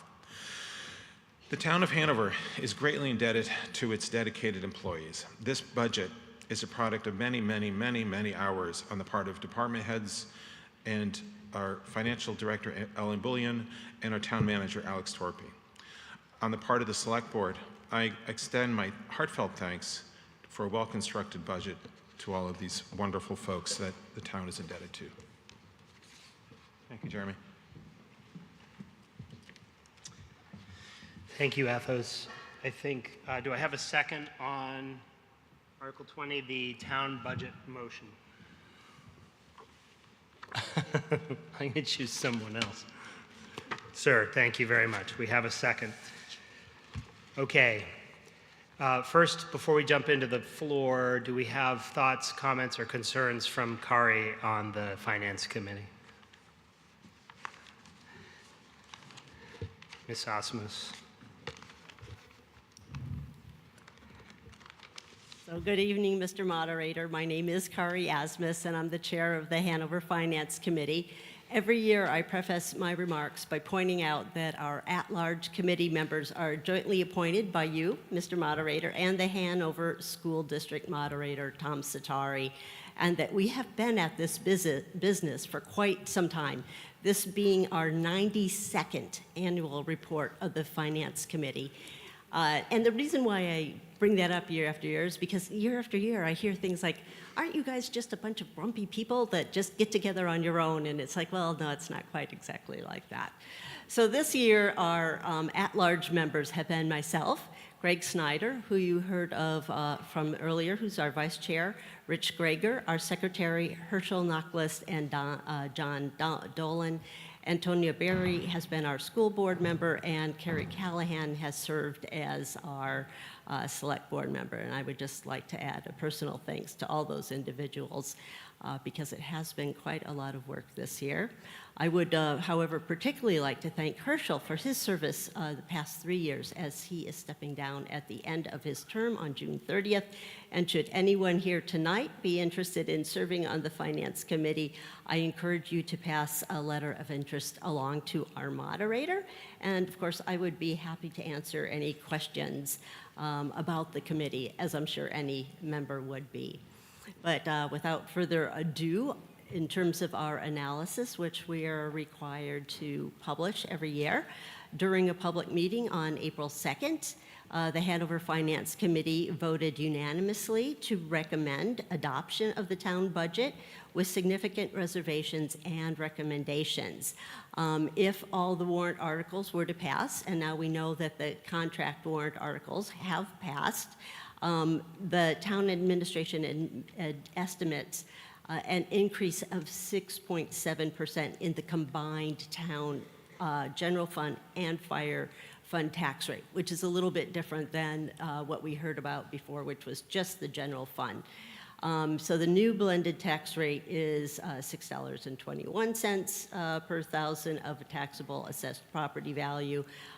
Town taxes on a property valued at $500,000, which today $500,000 home is probably less than median. Certainly in many neighborhoods, a rather modest home would be approximately $3,105 in the coming tax year.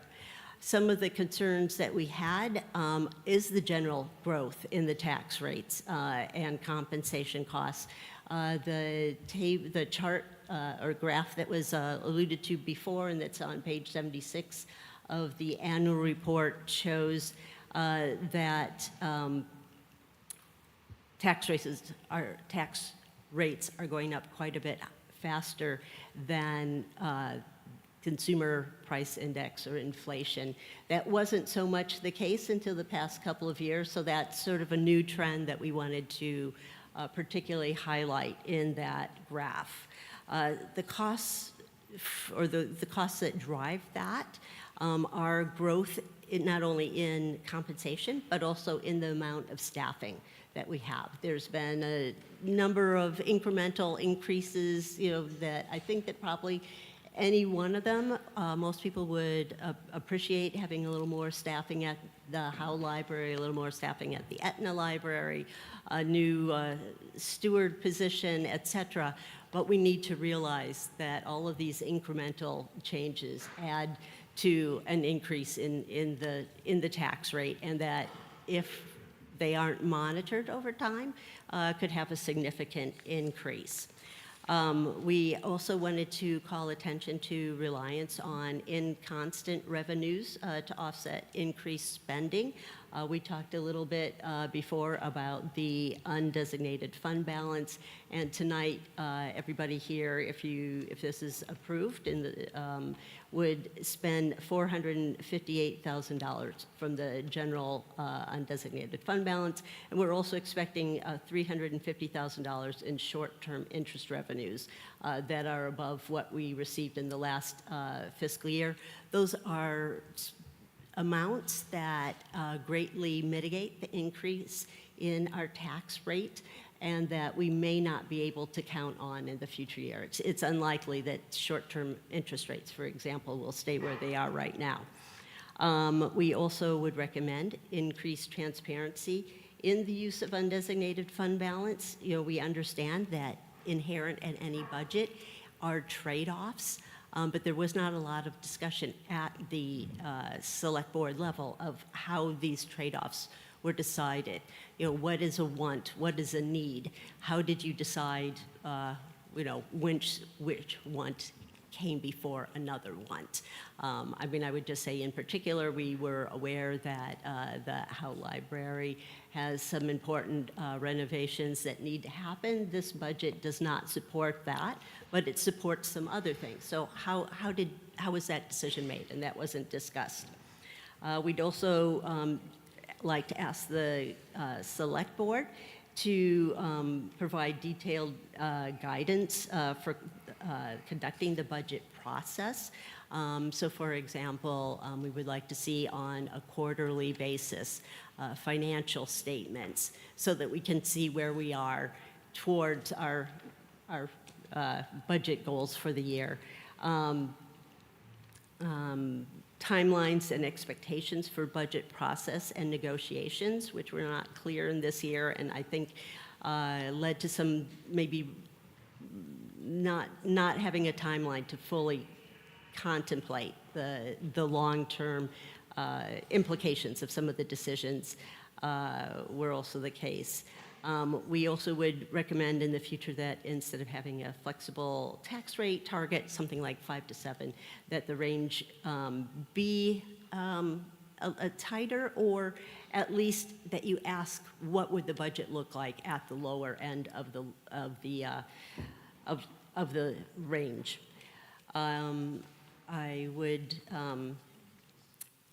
respond to the comments about the audit. That is something that the Finance Committee has actually been very concerned about for over 2 years now, and we are very pleased after 2 years to hear that many of the recommendations of the Finance Committee are being echoed in your statement tonight, but the thing it would be then that we would just like to see them happen. A year ago, we talked about having a new audit review process. We have not had any progress at all towards determining what that new review process would look like, and I think that's very important. I could go on, but again, I do appreciate the statement that was made tonight, is that is progress. In closing, the Hanover Finance Committee recognizes all the efforts required of staff, administrators, and select board members to bring this budget and the proposed contracts to town meeting. There have been many challenges in recent years, and we thank all who care about and have contributed to the well-being of the Hanover community. Thank you very much for the Finance Committee.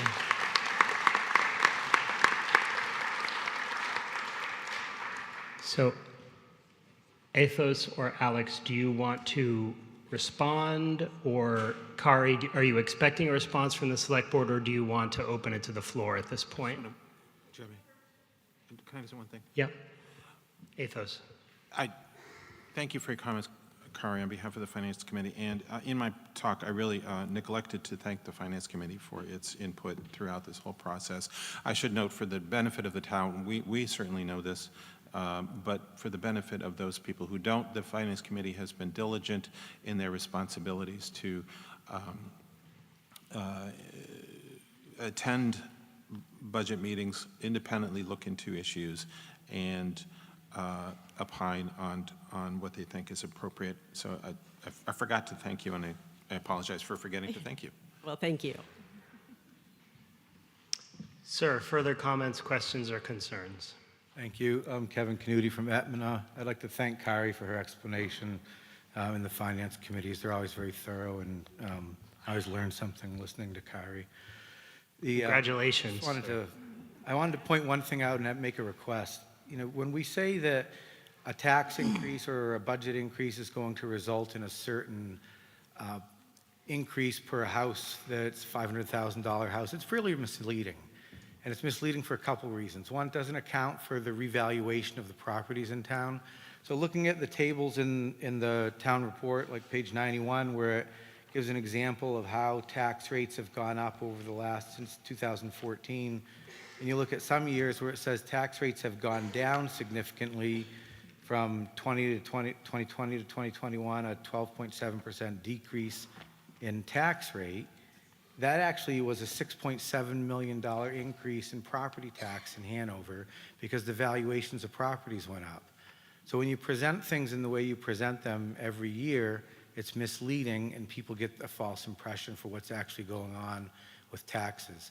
So what I think might be more useful in the future is to put something in like, what's the average increase in property tax for properties in Hanover, or something like that, because the way it's presented is really misleading. The other increase or decrease in here from 2017 to 2018 of 11.3% is a similar $6.7 million, about $6.7 million increase in taxes for property taxes in Hanover. So even though it looks like we're decreasing taxes, each time we say we're decreasing taxes, we've actually increased the taxes. I just think it's important to recognize that. Thank you very much. We have one comment here, sir.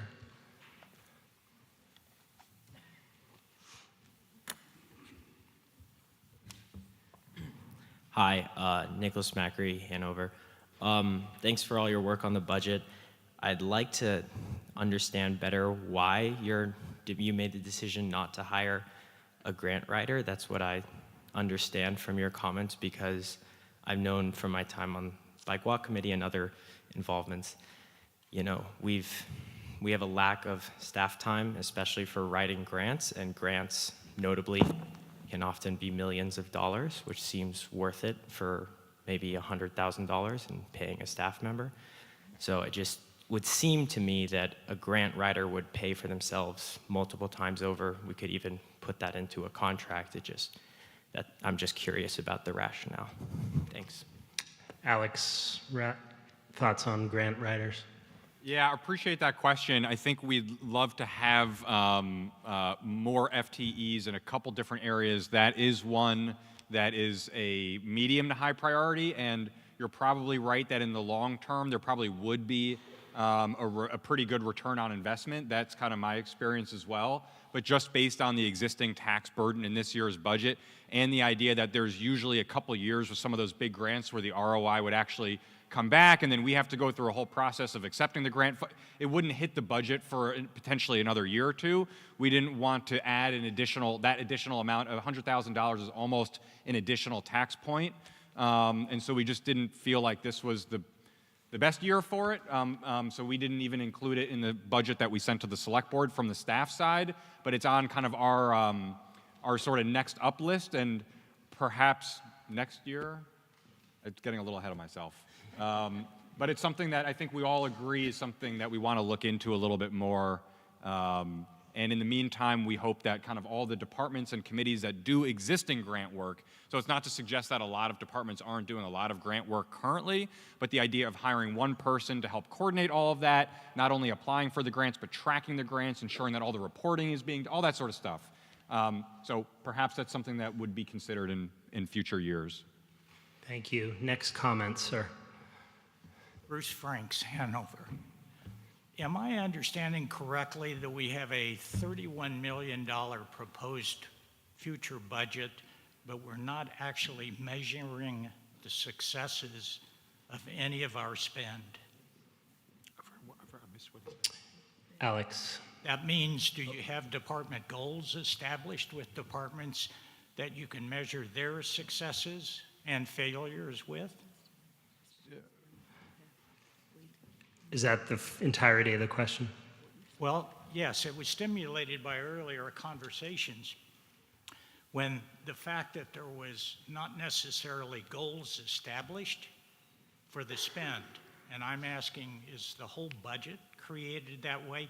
I can see how the dollars are categorized, but I don't know how successful that spend will be in the future.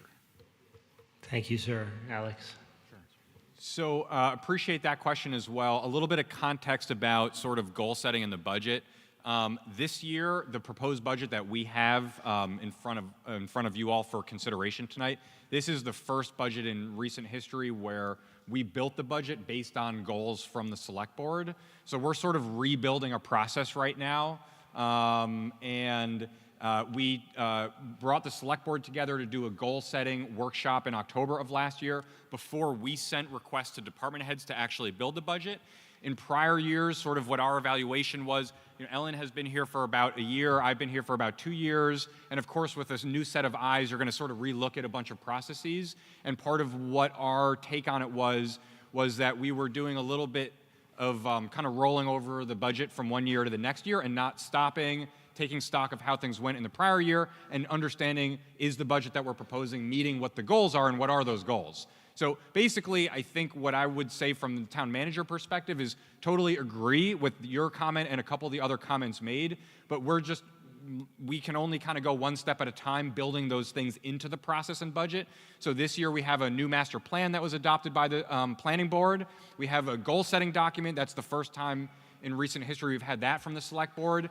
And we met with departments in this really extensive retention and recruitment study to actually have conversations about how they staff their departments and where do they understand their goals from. So we also created a capital improvement program committee at town meeting last year. That is a multi-stakeholder group that built, so the couple articles back where we did the capital budgets, that was all basically done by one staff person previously, and this was done by, a 7 or 9 member multi-stakeholder group with representatives from a bunch of different committees. So this was a big step forward this year in terms of how many stakeholders were involved in setting the budget. We were definitely still kind of running behind the timeline that we so optimistically set 9 months ago when we started, but we built in several brand new goal-setting processes, and I think that over the next year or two, you will see those continue to be built out into a more robust process that might be the kind of thing that you and a couple other folks have commented about tonight.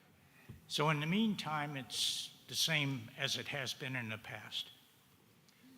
Well, again, this budget was set with goals that were set by the select board. That is something that hasn't been done before. We took those goals, we sent them to department heads when we built the budget to make sure that any staffing changes or any requests were meeting either the goals that had been set by the planning board through the master plan or the select board. So that is something that's new this year. It's just not super, it's not all the way drilled down into the sort of KPIs that I think we would probably expect to come in future years as we continue to go in that direction. Alex, what's a KPI? Oh, sorry, a key performance indicator. Thank you. Mr. Rubens? Jim Rubens from Aetna. What the non-replicable, non-recurring revenue sources, I think the interest on unused balances and the reserve fund, $700,000 or so. If that were not in the budget, what would have been the increase in the town portion of the tax this year or this coming year? Alex? So I may kick that to Ellen. Basically, the way to think about this is that every $120,000 in the budget is approximately 1 additional percent tax point. So if we take, do you want to jump in on, and depending on what exact revenues we're talking about. So if we look at the unassigned or the undesignated fund balance, that number. Well, I just combined the two. Roughly $700,000 would increase the tax rate by 5.8%. Yeah, so we're looking at 11 to 12% increase were it not for those one-time revenue sources. You're gonna, the short-term interest is not a one-time revenue. Well, to the extent that interest rates stay at 5%, we'll get it sure, again, but if... Right. Yeah, that's the answer to the question. Thank you. Further thoughts, comments, questions, concerns on Article 20, the town budget article? Yes, ma'am, here in the front.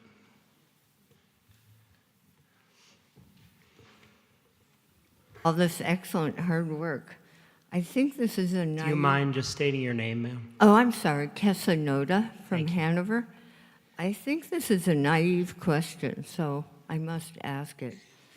The concern of the Finance Committee that management overrode controls and that there was improper revenue recognition I, I would think that would be kind of simple, like management shouldn't override controls, therefore management won't override controls.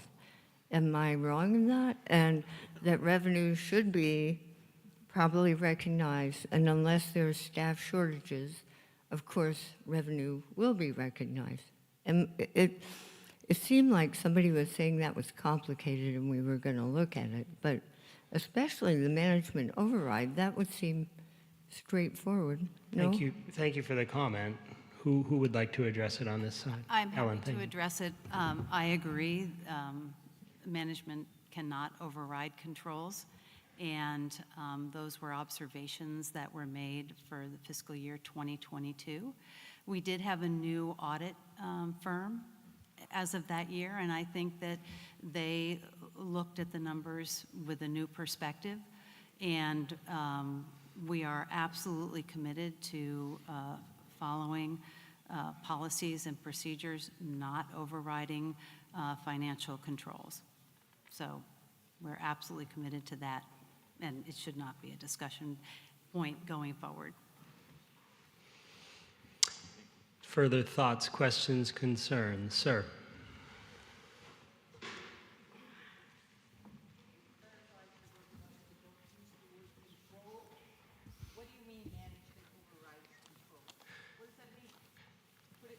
Okay, can you state your name, ma'am? Artis Olson asks, what do we mean by financial control? And I see you at the mic, sir. Thank you for your patience. Stand by 1 minute. It is a financial control for those who don't understand the terminology. Sure. Financial controls would be best practices for having expenditures approved, for really any accounting procedures. And it's difficult for me or Alex to comment directly on the overrides that potentially happened because unfortunately we weren't here. But again, our commitment to enforcing as well as updating our policies and procedures is, we are very committed to that. Sir. Dave Chaffee from Aetna. Thank you. I've got a question or two and then some comments. The Finance Committee stated that the increase would be 6.7%, and from the podium a little earlier, I heard it was 6.5%. Which is it? So would you like answers to your questions first, and then we'll take your comments? Yeah. Okay, thanks. Alex or Ellen? So the difference between the two rates is Athos was referring to the municipal tax rate, and the Finance Committee was referring to the blended rate, which is the municipal rate plus the fire district rate, depending on where you live in town.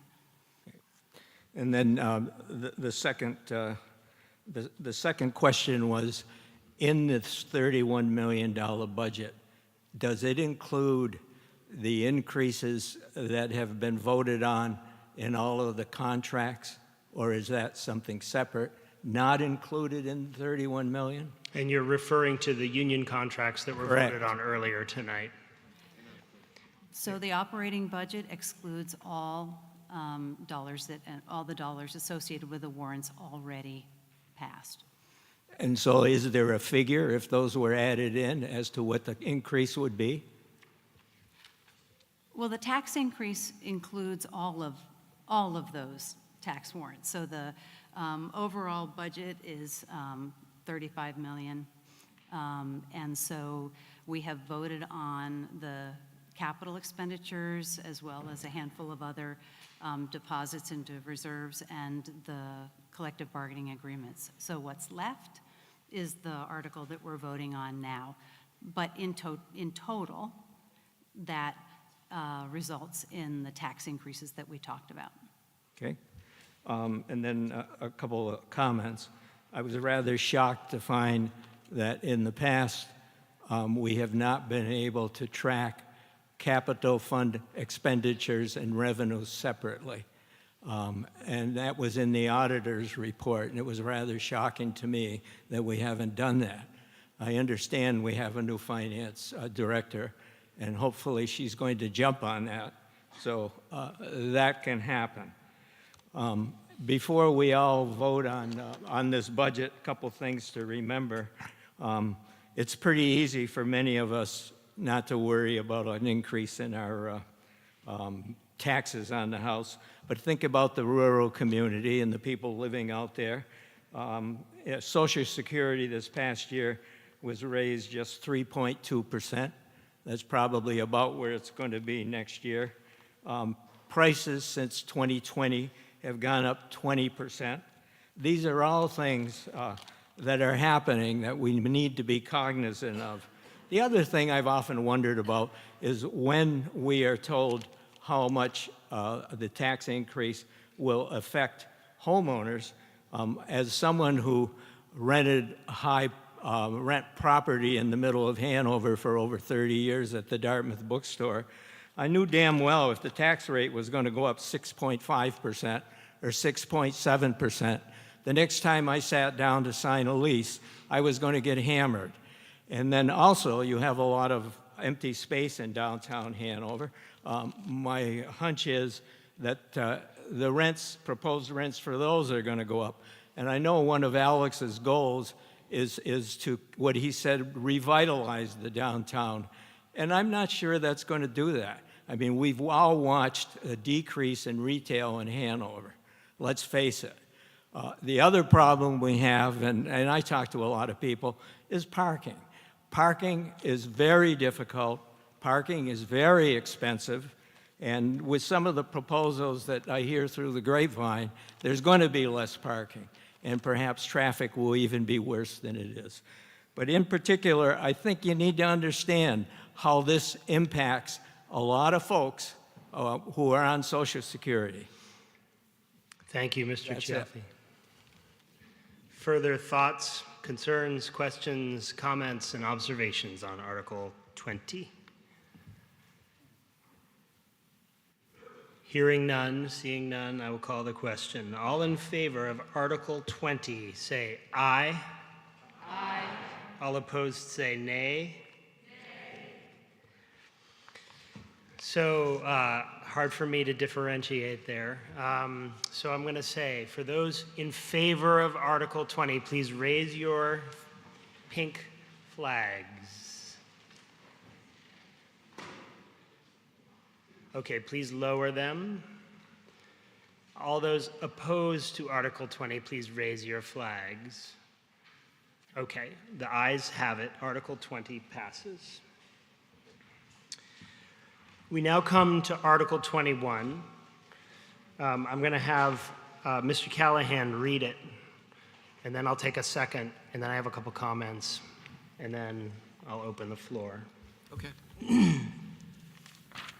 Article 21, shall the town continue the established practice of delegating the duties and responsibilities of the Board of Cemetery Trustees to the Select Board pursuant to RSA 289:6, 2? All right. Yeah, do I have a second on that article? Sorry, I actually didn't make the motion. Do you need the that is the description. The motion is, I move that the town vote to continue the established practice of delegating the duties and responsibilities of the Board of Cemetery Trustees to the Select Board pursuant to RSA 289:6, 2. Okay, do I have a second on the warrant article number 21, sir? Yes, thank you very much. We have a second in the second row. So here's the scoop on this article. For many years, the town of Hanover, the government of the town of Hanover, has taken care of the cemeteries. I think through the Parks and Rec body of the town. And unbeknownst to us, or at least when we're looking at the laws, what we came to realize, or what the town came to realize, is that there's a statutory framework here, and we just weren't abiding by it as a town. And so we need a specific delegation of authority from this body to allow the town to take care of the cemeteries. And it can be the Select Board, which is the question before the body tonight. It could also be the town manager. That question is not before the body tonight. However, the very first option is to populate a private board of cemetery trustees with private citizens who would serve as trustees of the cemetery. So the reason that this article came up is that there was no such board in the town of Hanover. Once this particular article was placed on the warrant, a lot of people came out of the woodwork and said, I would like to be a cemetery trustee. And so tonight, during the ballot voting portion of the day, we voted in a board of cemetery trustees. So you now have one. Congratulations. If you, and we are required to vote on this article, if you affirm this article, if you pass this article right in front of us now, 90 days from now, you will strip the power from the board that was created today and give it to the select board.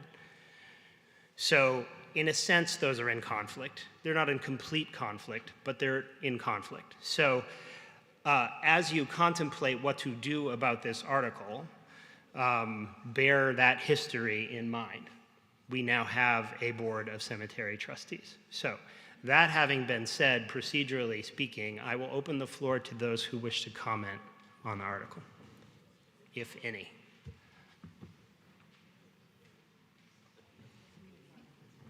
Rich, are you coming to comment? Yes, I am. Thank you. I'm Rich Howarth from Hanover Center, and I want to say that it is outstanding that we have community members who are willing to serve on this newly created board. You know, the town has an interest in the cemeteries. The select board, the town staff have a lot of other things on their plate. They're not necessarily living in those neighborhoods and really looking after those places. The community members who will be playing this role going forward, I think, will get really better outcomes in places like Hanover Center, but also the Dartmouth Cemetery and the other cemeteries around town. Am I correct that if I make a motion to table, that that's not negotiable, or it's not, it would go directly to a vote?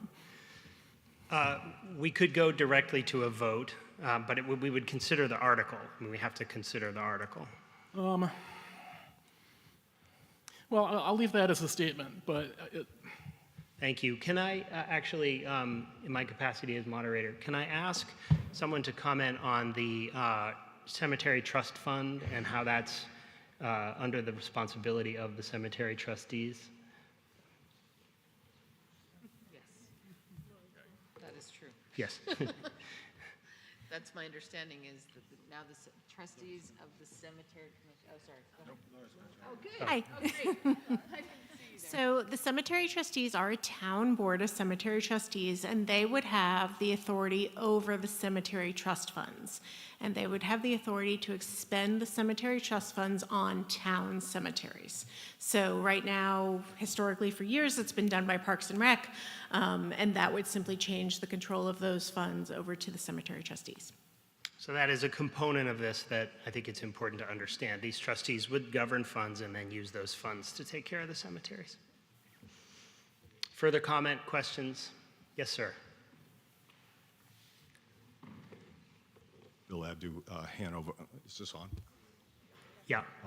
Can the new board, the cemetery board, be a somehow have an underside, or can the select board have an oversight function of this board? I mean, we got 3 community members, and I listened to them the other night on the Zoom call, and they're all very passionate about being involved and honoring those people in the cemetery. Can they not work collectively with the select board as well? Is there some way that there's a middle ground that with select board oversight, the cemetery board can function? Ideally, the cemetery trustees would work in conjunction with the Board of Selectmen. But legally, the Board of Selectmen have no statutory control over the Board of Cemetery Trustees. And they have a fiduciary duty to the citizens of Hanover. They do. Nico. Hi, Nicholas Macri, Hanover. I heard the cemetery trustee candidates speak and present their case to the voters for 12 hours today. I think they're very dedicated. I think the management of the cemeteries is important, but that the time of the select board could be used in better ways, and that the people are perfectly capable of electing experts on cemeteries to handle this issue. So I think we should vote against this article and keep the cemetery trustees that we elected. Thank you. Further questions? Yes, ma'am.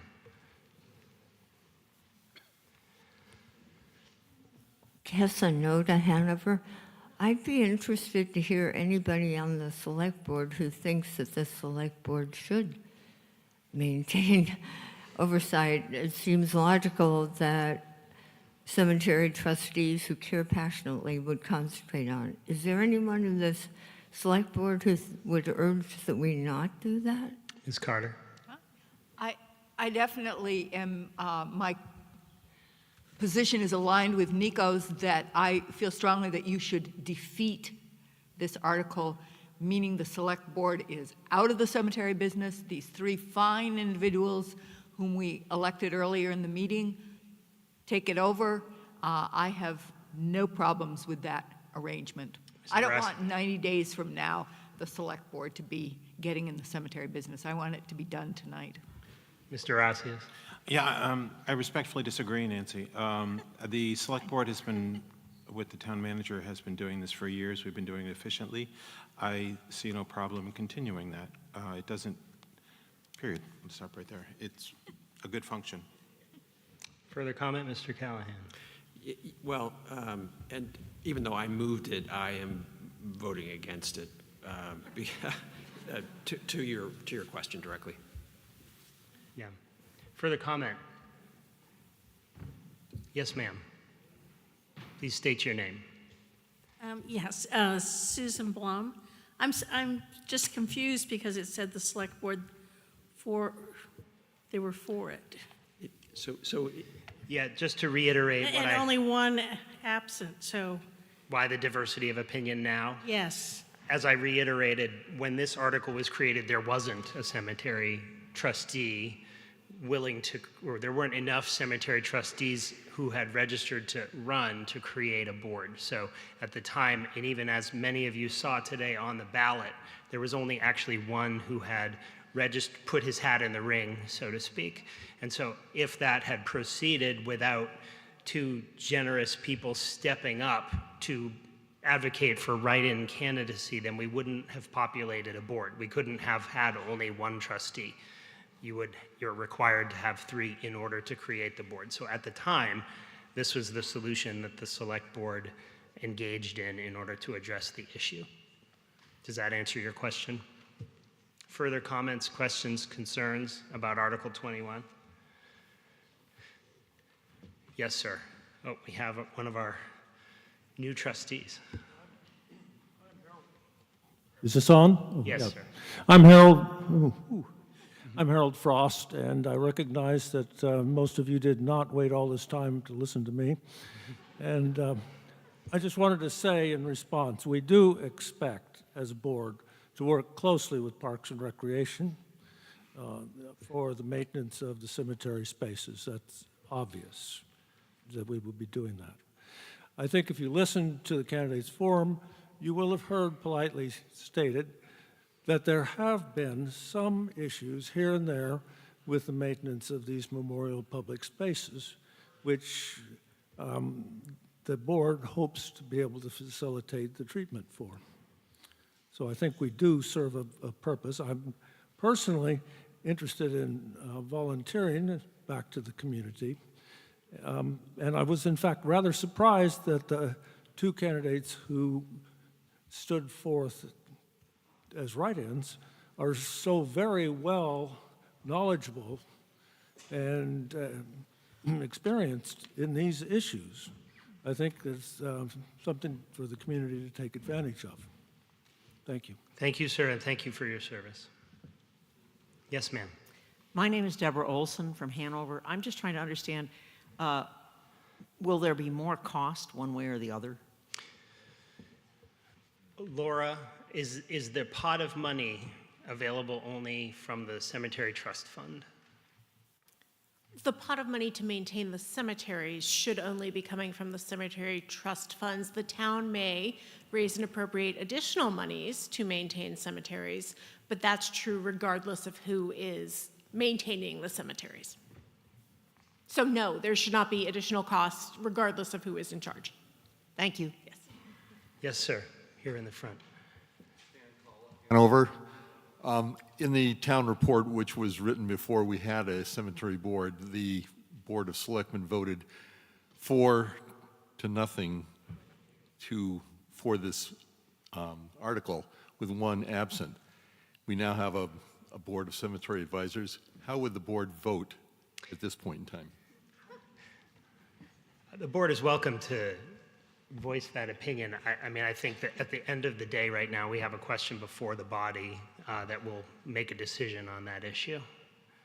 So can we call the question? The chairman of the board had a rationale for voting for it, but 2 board members have voted against it, and one of you was absent for all of the articles. Yes. So the comment was the chair of the board would vote for this article, and 2 would vote against it, and 1 was absent for this particular article. Does the select board wish to offer further comment on this concerning your position? Call the question. Okay. I would vote against this article and in favor of maintaining our newly elected board. So a majority of the board would favor rejecting this article at this point. Advisory status. Okay, I'm calling the question. So with respect to Article 21, and remember, a vote in favor of Article 21 will confer the power to the select board and take it away from the newly created Board of Cemetery Trustees.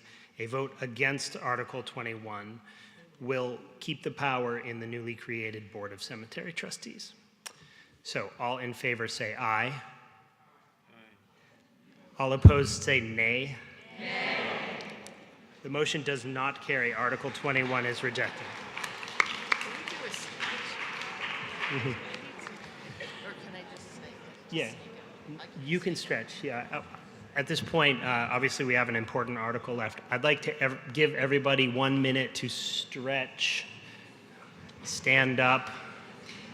Jeremy, can you lead us in the stretching? Is that not YMCA?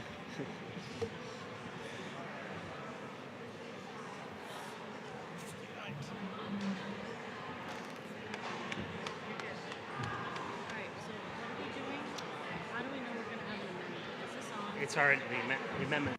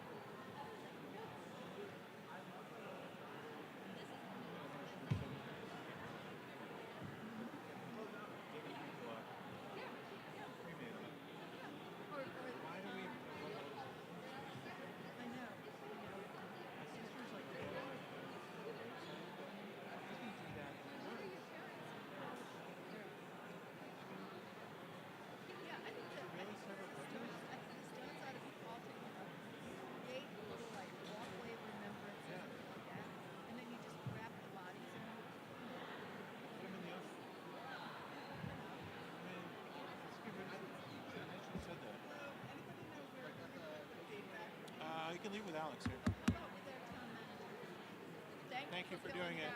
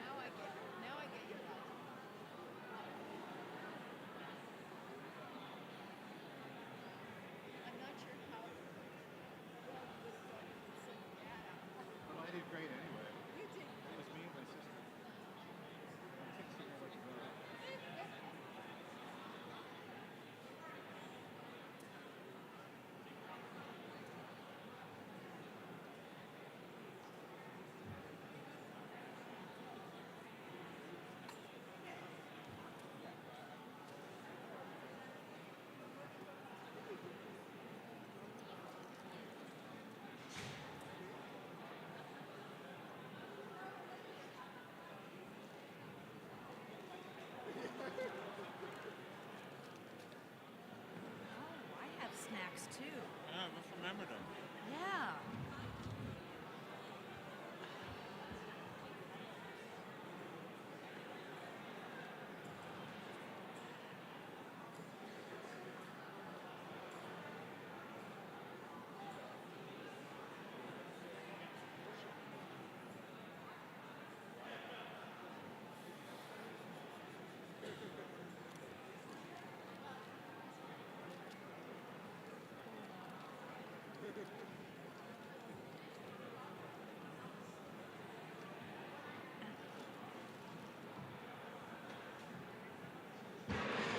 Okay, thank you, everybody. Thank you. Please take your seats again.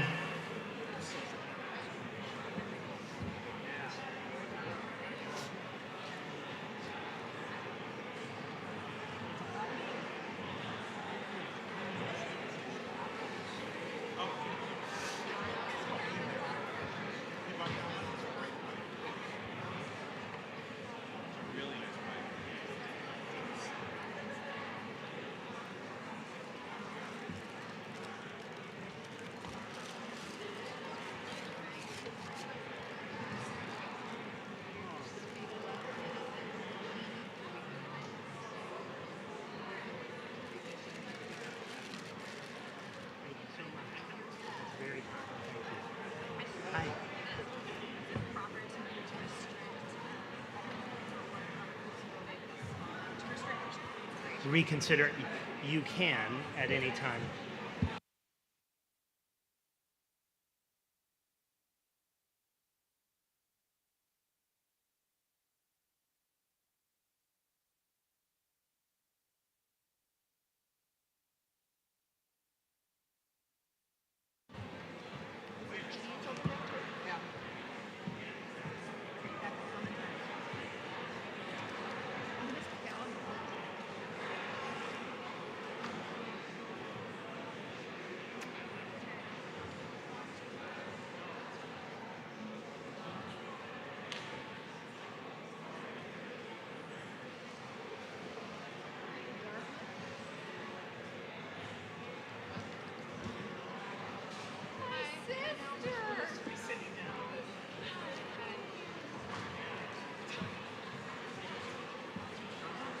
Thanks, everybody. Again, please take your seats. Please take your seats.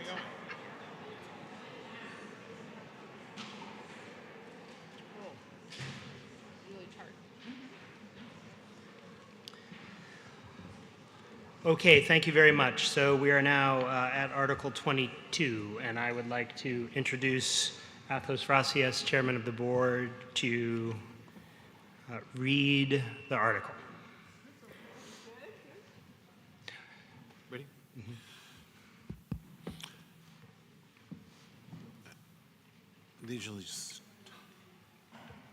This is a petition article to see if the town will vote to call on the United States government to support an immediate and permanent ceasefire in Gaza and the West Bank in order to ensure the safety and right to life of all people living in the region of Israel and Palestine. Additionally, to stop the ongoing armed hostilities and human devastation, these voters asked the town of Hanover to urge the United States government to immediately end U.S. arms shipments and military aid to the Israeli government and to use its considerable influence to ensure the safe delivery of food and medical supplies to Gaza. The record of the vote shall be transmitted by written notice from town officials to United States Representative Ann Kuster from New Hampshire, United States Senators Maggie Hassan and Jean Shaheen from New Hampshire, and United States President Joseph Biden, urging them to take action toward this end. Thank you. Do I have a second on Article 22? Yes, we have a second here in the back. Now, before we get into debate on this issue, I just want to mention that this is obviously a very, very difficult issue that everyone has been dealing with. There's a lot of opinion on this. I just want to very respectfully request of everybody in the room that as we address our comments, we do so respectfully and accept and believe that our fellow residents of Hanover are speaking in good faith. Sir. I have a motion to amend Article 22. Can you please, so there's a motion to amend Article 22 on the table.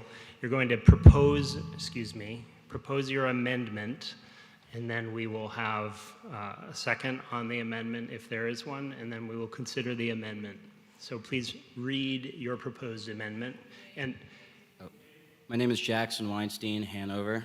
And I will note that in compliance with the law, Mr. Weinstein submitted this amendment to me earlier in writing, and so that gave us an opportunity to prepare it so that you could see it on the screen. So he will read it and we will post it on the screen. This amendment would consist of the deletion and replacement of the first two sentences of Article 22, beginning with the phrase "to see" and ending with the word Gaza. Consistent with the written petition submitted to the moderator before the commencement of this meeting, the replacement text would be as follows, and do tell me if I'm going too fast.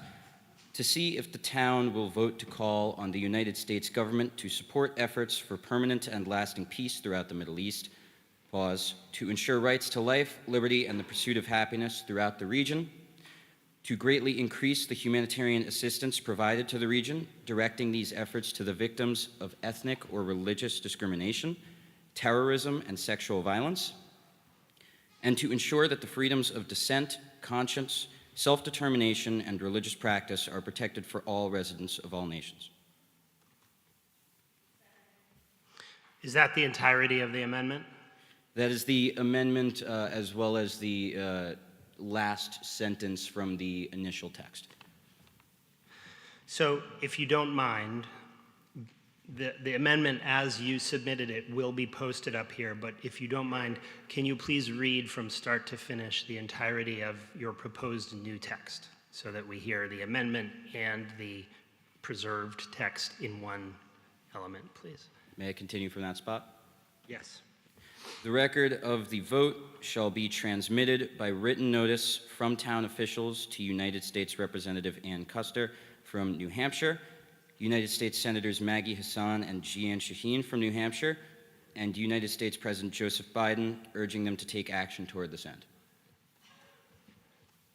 Okay, thank you very much. Do I have a second on the proposed amendment? I see second in the rear of the room. Thank you. Now we're taking comment, questions, concerns, and so forth on the proposed amendment.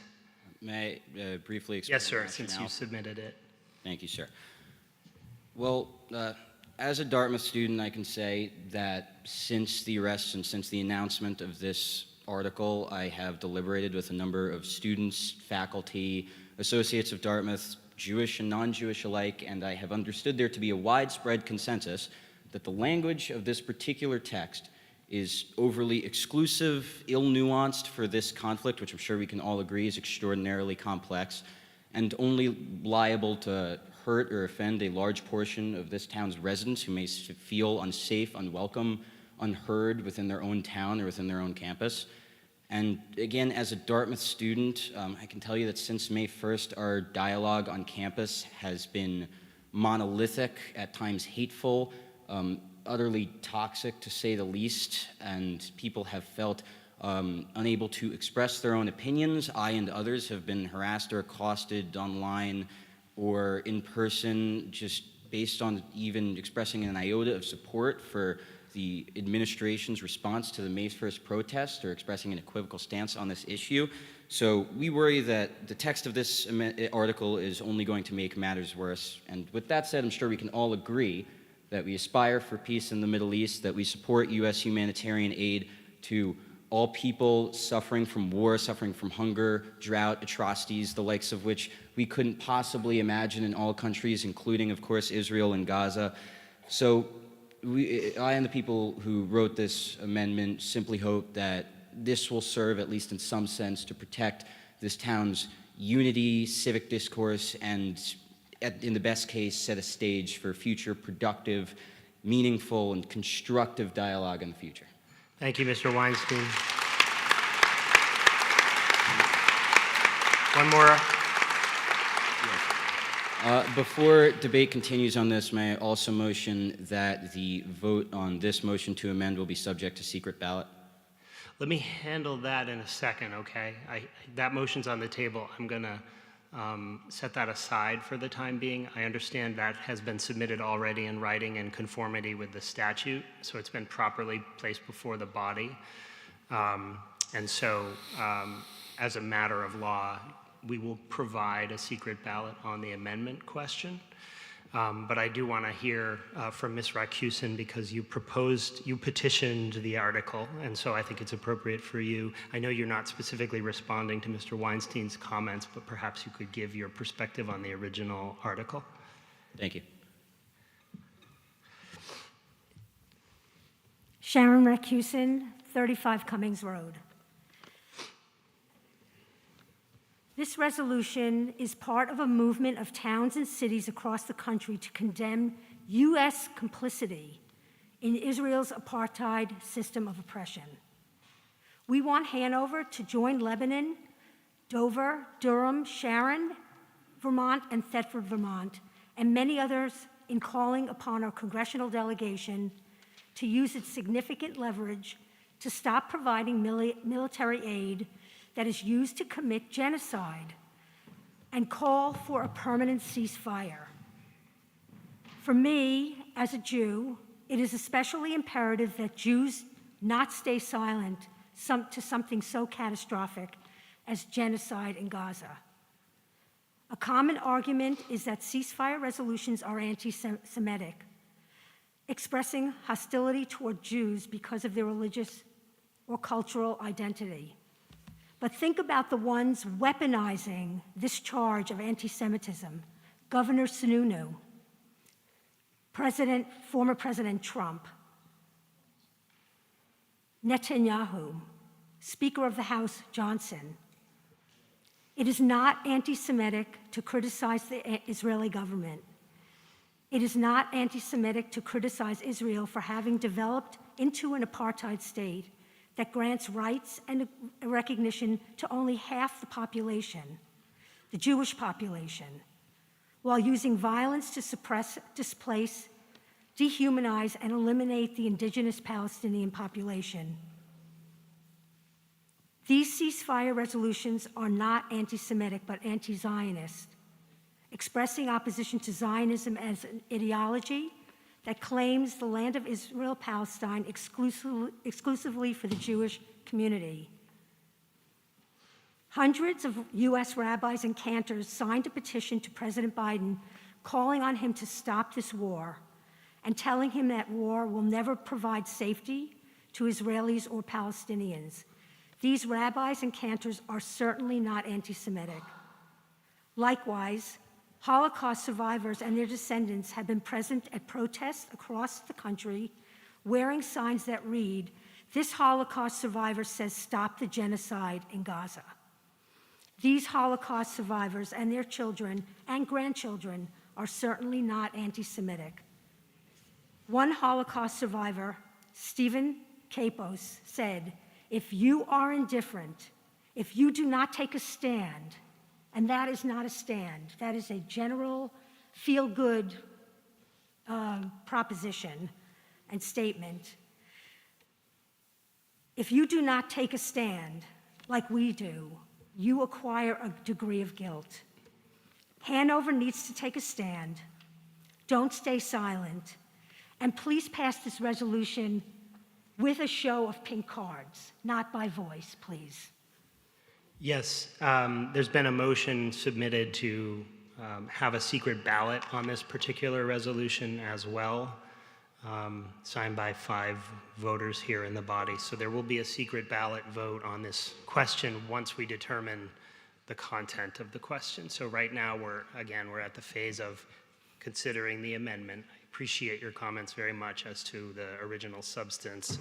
Let's bear all that in mind. Ms. Blum? Yes, I appreciate the amendment, and it is a feel-good statement, but it doesn't, to me, it doesn't go to the language here that says stopping us, our tax money being sent over there to do the killing, basically. And I want that addressed, and this does not address it. And this is all we really have that we can do. I mean, we can go protest, but you can't really do that very well in this town anymore. And, you know, you can stand on the bridge and stuff, but really we can send a message. And I don't think it really is it doesn't have anything in here that's really anti-Jewish. It's just anti, like she said, Zionist and a strong-armed government really going after a very poor country. And I think we should vote this down and go with what's all we can do. Thank you. Thank you, Ms. Blum.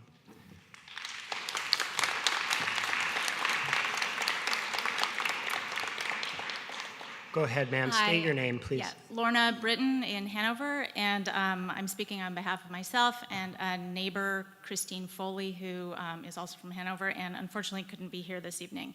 And this statement was drafted in response to the original warrant article, but it fits just as well as a response to any amendments. We would like to state our strong opposition to the warrant article calling for the town of Hanover to call for a ceasefire in Gaza and the end of U.S. military aid to Israel. The conflict in Gaza is a complicated issue. In our experience, the range of opinion on this issue in Hanover reflects that complexity. If adopted, the article will unfairly represent the views of many of the residents of our town, including those like me, like Christine, who are unable to attend the town meeting. We understand the desire to show empathy for the plight of the thousands of innocent Palestinians that have been caught in the crossfire between Hamas and Israel. Hopefully that empathy extends to the Israeli victims as well. But regardless, this is not a Hanover town matter that our residents should opine on as a town. To do so is preposterous, counterproductive, and inappropriate. There are other more concrete ways as individual citizens to provide support for the thousands that need immediate help. We strongly oppose this article as a Hanover town matter. Thank you for your comments. Yes, ma'am.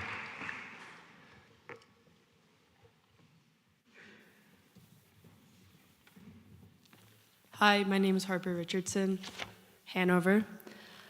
We keep hearing this at every single discussion, that this is not an issue that matters to Hanover, matters to New Hampshire, and I frankly just think that that's not true.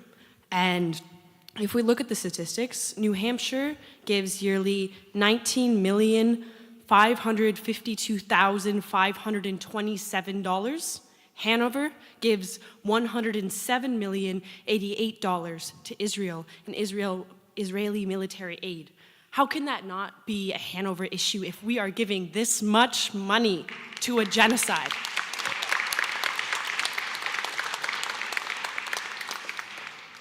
Further, the US, when we keep saying, why this issue, why not pick up any issue? And sure, if people bring resolutions, why don't we hear them?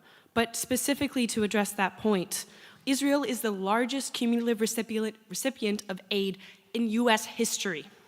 Each year, we give $3.3 billion in military aid and 500 military joint US-Israeli missile defense programs. And additionally, in 2023, we gave $300 billion in aid. $300 billion. This is an issue that matters to every single one of us. At least it should. And if money doesn't convince you, look at the thousands of people who have been killed and stand up and stand for justice and stop putting this off and saying this doesn't matter to us, because it does, and we have power and we must use it. Thank you. Thank you very much. Next comment, Mr. Macri. I have a procedural question. So we have an amendment on the table. Can we suggest a different amendment, or how does that work? We need to conclude the debate and discussion on this amendment, and then vote on it. Yeah. And then we can consider another amendment. Yeah. I would encourage us to, instead of supporting this amendment, to write a different amendment that says that Hanover... Before you get into the amendment content, I want to wrap up the discussion on the amendment. I get it's complicated. It's a bunch of parentheses, so I'm trying to stay in there. Can I provide a reason why? I mean, respectfully, it doesn't really matter if you want to submit the amendment. We'll definitely consider it. So you can talk about it once you provide the amendment. Is that all right? Sure. And I guess I would address the other commenters. If you're targeting your questions or comments to the amendment, that's great. And let's do that and then take a vote on it and then move on to the question. So can we comment on this amendment? Yes, absolutely. Okay. I think that the City of Lebanon's resolution was very fair and balanced and more appropriate than this amendment. So that's why I think it would be better to consider different amendments. Okay. We'll be hearing from you later. Thank you. Go ahead, ma'am. Hi, my State your name's Deb Hoffer. I'm from Hanover. And I actually came here to speak against the original amendment, and will keep my comments brief because I didn't prepare for this one. But I want to make sure that everybody understands that when we say it's not a Hanover issue, it doesn't mean it's not important to every single person in Hanover. And so I feel terrible if anybody thinks we're saying we don't care. We all care deeply. That's why we're here. I very much like this amendment because my problem with the other amendment is the one-sidedness and the divisiveness. And people are hurting in Israel. People are hurting in Gaza. This is a horrible situation. And to be able to vote to support the people who are being devastated by this war is something I would love to be able to do and I think would be a uniting force as opposed to the many divisive forces that are being proposed in the many other petitions. So that's all I'll say on this. Thank you, Ms. Hoffer. Sir, state your name. Oren Paul Canal. I want to thank the prior speakers for talking about how criticizing the state of Israel isn't anti-Semitic, because that's entirely true. But what's also not problematic is calling for peace throughout the Middle East. That if criticizing Israel is okay, what's wrong with criticizing other nations? That there's human rights abuses occurring throughout the Middle East. Why are we so focused on Israel? So I would just encourage us to think about how this resolution or this amendment here really tries to include everyone's concerns about international issues in our town governance and doesn't focus on one issue. And if you believe that Israel is so important that no other nation in the world can possibly come close, that's anti-Semitic. Thank you. Thank you. There's a line forming at the microphone. It would be great if those who wish to speak joined the queue. Thank you very much. Go ahead, sir. Jordan Naral, Hanover. Just a few kind of scattered points. First of all, the reason why, as Harper pointed out, we're focusing on Israel specifically is because it's the thing we can do about. It's the thing that we are currently funding using $1 million of Hanoverians' dollars that could be spent on addressing our housing crisis, our increasing cost of living, et cetera, et cetera. We have things to spend that money on that is not bombing innocent children abroad. Secondly, they say it's not a Hanover issue. That has been brought up several times already.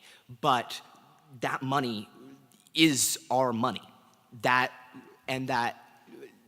the first point. The second point is that empathy is a human issue. And just because it isn't like right here in my face doesn't mean we shouldn't care about it and we shouldn't do something about it. In 2005, I believe it was, the Hanover Select Board voted to impeach or to push for an impeachment of the president. That it was not a Hanover issue. We did it because we felt, or I presume they did it because they felt morally motivated. So it's not like we only focus on this local part of the world. We have done, or the Hanover Select Board has done this before.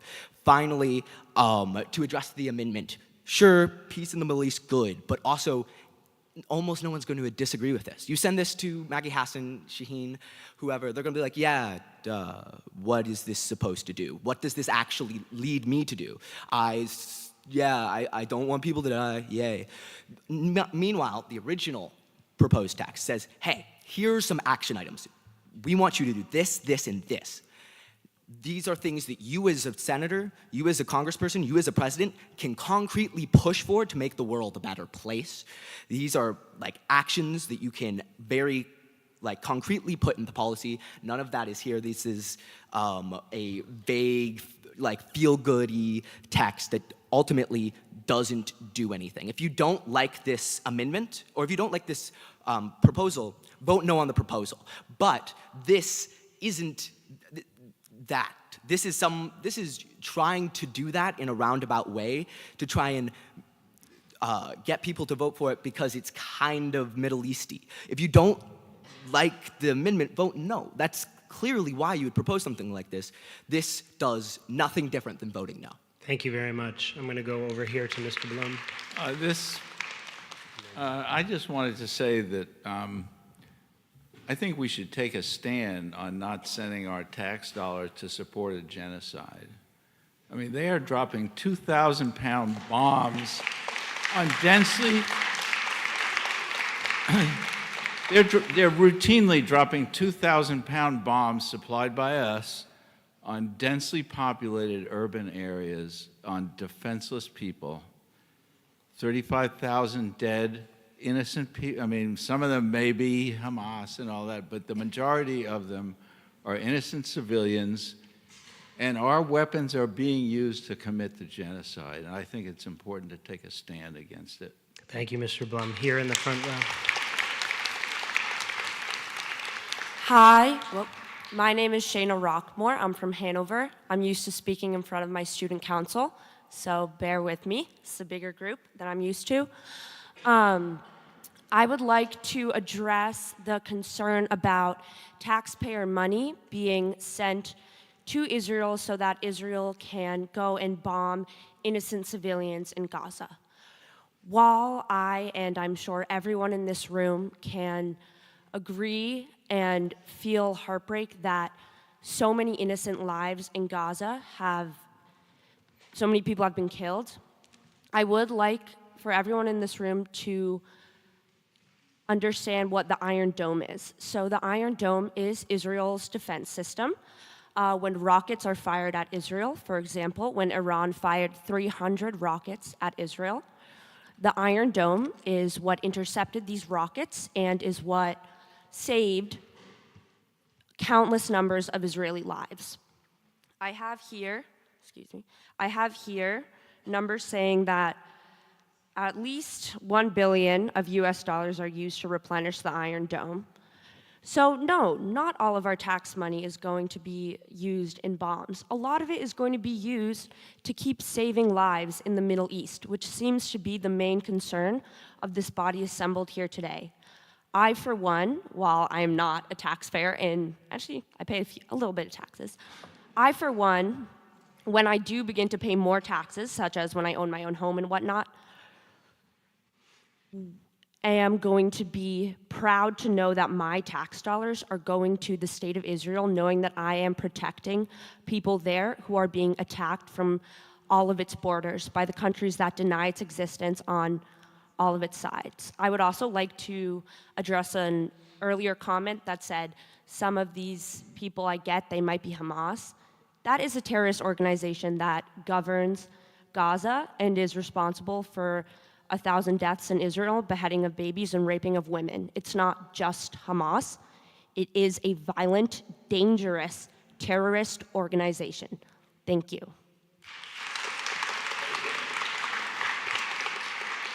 Yes, sir. Please state your name. Hi, I'm Jonah, a Hanover resident. Last name, sir. Jonah Bard. Thank you. As an Israeli resident of Hanover, who spent considerable amounts of time in Israel and in Palestine, in the West Bank, talking to Israelis and Palestinians of various backgrounds, I'd just like to highlight that the movement behind the original petition is alienating to Israelis and Jews in this community.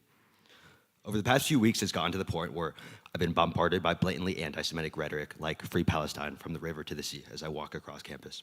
I literally can't advertise being Israeli because I know I would lose so many relationships with people who don't believe my nationality should exist. That's how students here interpret this. I'm not going to deny the massive amounts of suffering caused by the conflict whatsoever. but using terms like genocide to describe Israeli policies, claiming that Israel is intentionally killing Palestinians, these claims are very clearly misinformed or obviously like self-deluding. I personally don't support the governing majority of the Knesset, the Israeli parliament. I didn't vote for Bibi, but it's critical to present a nuanced take to the current Israel-Hamas war because it directly impacts the experience of students in Hanover. Thank you, sir.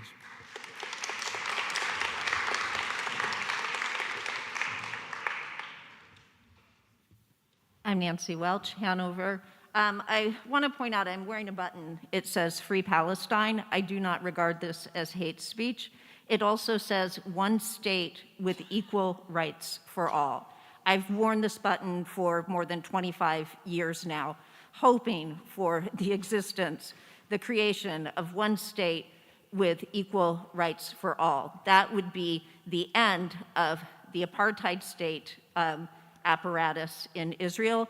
That would be the end of the US funding that apparatus, including the Iron Dome, which is part of the creation and maintenance and defense of a state that only accords rights and recognition to roughly half its population while denying rights recognition, and right now in Gaza, the right to hospitals, to water, to education, to food, to even be able to live.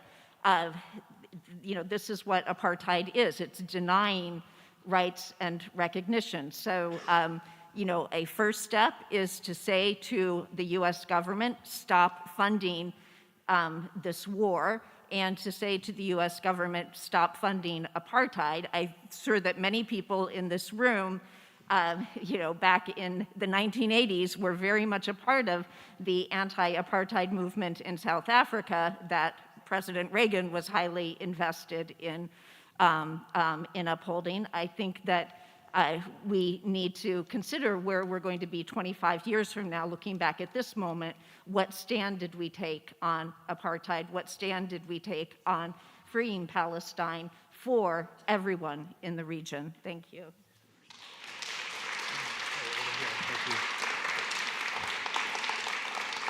Sir, before you speak, there's been a woman standing here over in this side. I was actually after him, so you can go first. Oh, okay. My name is Marty Himmelstein, and I live in Hanover. Marty Himmelstein in Hanover. I just want to give, people are throwing around terms like genocide and apartheid, which are widely inaccurate. I want to mention a recent UN report.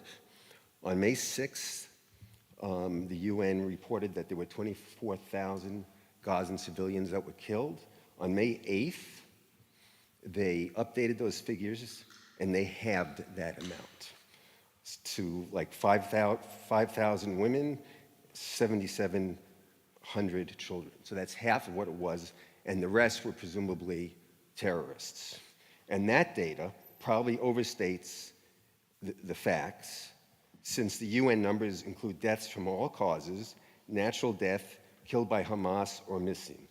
And if you want further information on this data, you can go to the web and look up John Spencer. He's West Point's urban warfare expert, and he has long discussions about why the Hamas numbers cannot be trusted.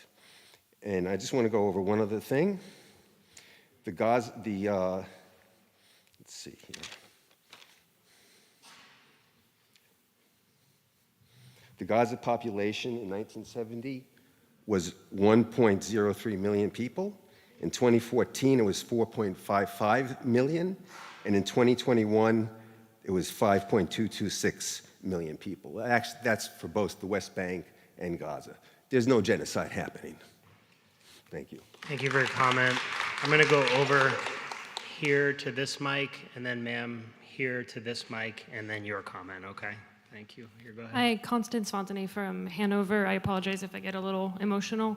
I'm a medical student, so what I like is being in the hospital taking care of patients, not speaking in front of a large crowd. I would like to point out that while we were here, I received a news alert on my phone that announces that Biden advances $1 billion in arms for Israel just today. I think that since October, what I've seen every day while I'm at the hospital is multiple of my colleagues getting murdered. Every single day I watch patients die, and then I watch colleagues get murdered. I think that there's a reason why organizations that are non-governmental, like Physicians for Human Rights and Doctors Without Borders, have passed similar resolutions with way much less hesitation than the town of Hanover. I would ask yourself, what would be enough for you to speak up against this? Thank you. Thank you, ma'am. Tessa Noda, Hanover. I wanted to say how much I appreciated the clarity of Sharon's discussion of the amendment with clear implications for this amendment. I urge that we vote this amendment down. It does not address the issue at hand. The issue at hand is laid out clearly in the original proposal. If I can't remember the figure that was quoted for number of children dead, which is way low, I'm sure. Would we tolerate that many children dead? Would we tolerate the bombing of hospitals? Would we tolerate the ongoing push of civilians further and further into supposedly safe zones where they're bombed again? And I think we need to speak out. I'm very sad that this gets associated with anti-Semitism, and I urge that we listen to Sharon's point. Who is saying this is anti-Semitic? Trump? So I just hope we step forward. This is what this forum is for. This is a democracy. The citizens of the country are supposed to speak their mind, and I hope we will tonight. Thank you for your comment. Please state your name. Hi. Hi, everyone. I'm Julia Abbott. I'm from Hanover. Can I say something else now? Yes. Okay. So I live in Hanover now, but I actually come from Los Angeles. But my mom comes from a lot farther away. My mom's actually from Tehran, Iran. And one of the reasons that she was okay with me going all the way across the country to college was because she really liked Hanover when she came to visit. And she thought it would be a really safe town for me to live in. To all the people calling for a ceasefire, Joe Biden isn't waiting in the White House for Hanover, New Hampshire to call for a ceasefire. This is not going to have a big impact outside of Hanover, but it will matter a lot to the people who live in Hanover, because we've all been listening. The calls for a ceasefire don't just stop with ceasefire. They also justify resistance, like on October 7th. They also call from the river to the sea. It doesn't just happen with ceasefire. It's so far beyond that. And when you put propositions like this up and fail to put up propositions like one supporting all the protesters in Iran, an issue I've been fighting for a lot in Hanover, and I haven't seen the town board making a statement. Taxpayer money goes all over the world. There are many issues that people here could take issue with, and unless we as a community want to bring up every single one of the issues taxpayer money is going to, it is not fair to take it up with this one. Joe Biden is not waiting for Hanover, but this will matter to the people here, because the people here see this resolution and know it's about a lot more than this. I really love Hanover. I'm really happy I went to college here. I don't know if I'd feel as happy living in a town where I know that people are calling for ceasefire or for resistance or from the river to the sea. And I really want to do right by my mom and made sure I made the move across the country, just like she made the move all the way from Iran to the United States. And I picked a town that cared about me. Thank you. Thank you. 2 more comments. Go ahead. Hello, my name is Maya Bovino, and I'm a resident of Hanover. Thank you all for taking the time tonight to listen to this resolution, and thank you all to everybody here for coming out and making your voices heard. I think it's moments like this that are really demonstrative of what democracy is. Tonight, I'm here to speak in support of the original ceasefire resolution, and I want to share a little story. So when I was in high school, I learned about the Rwandan genocide of 1994, and I was mortified at the time to learn that world powers, including the United States, turned a blind eye and refused to take action even as they had full knowledge of the atrocities and war crimes which resulted in the death of hundreds of thousands of people at the time. Hundreds of thousands of mothers, fathers, siblings, and cousins. When I learned about this, I was shook to the core and I asked the question, how? How could the United States contribute to such horror? And in that moment, I told myself that I would never remain silent or turn a blind eye if the United States again supported genocide. Today, the nation of Israel stands accused of genocide before the International Criminal Court. In the past 7 months, Israel's military has killed more than 35,000 innocent people in Gaza, 35,000 mothers, fathers, siblings, and cousins. Most of the 2.3 million people from Gaza have been forced from their homes. All of the universities in Palestine have been flattened. And behind it all, the United States is sending billions of dollars to support the Israeli military. It was within this context that I was moved to action on May 1st to call on Dartmouth to divest from the military-industrial complex and companies producing weapons that are powering this violence. That night, alongside 89 other peaceful students, faculty, and members of the Upper Valley community, calling for justice, I was arrested. I was arrested as I was saying the words, "Ceasefire, ceasefire, the voice of peace must keep getting higher." That night, I felt betrayed by my school. I felt betrayed by my town. I felt betrayed by my country.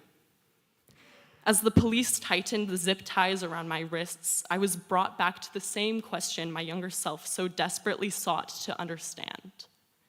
How?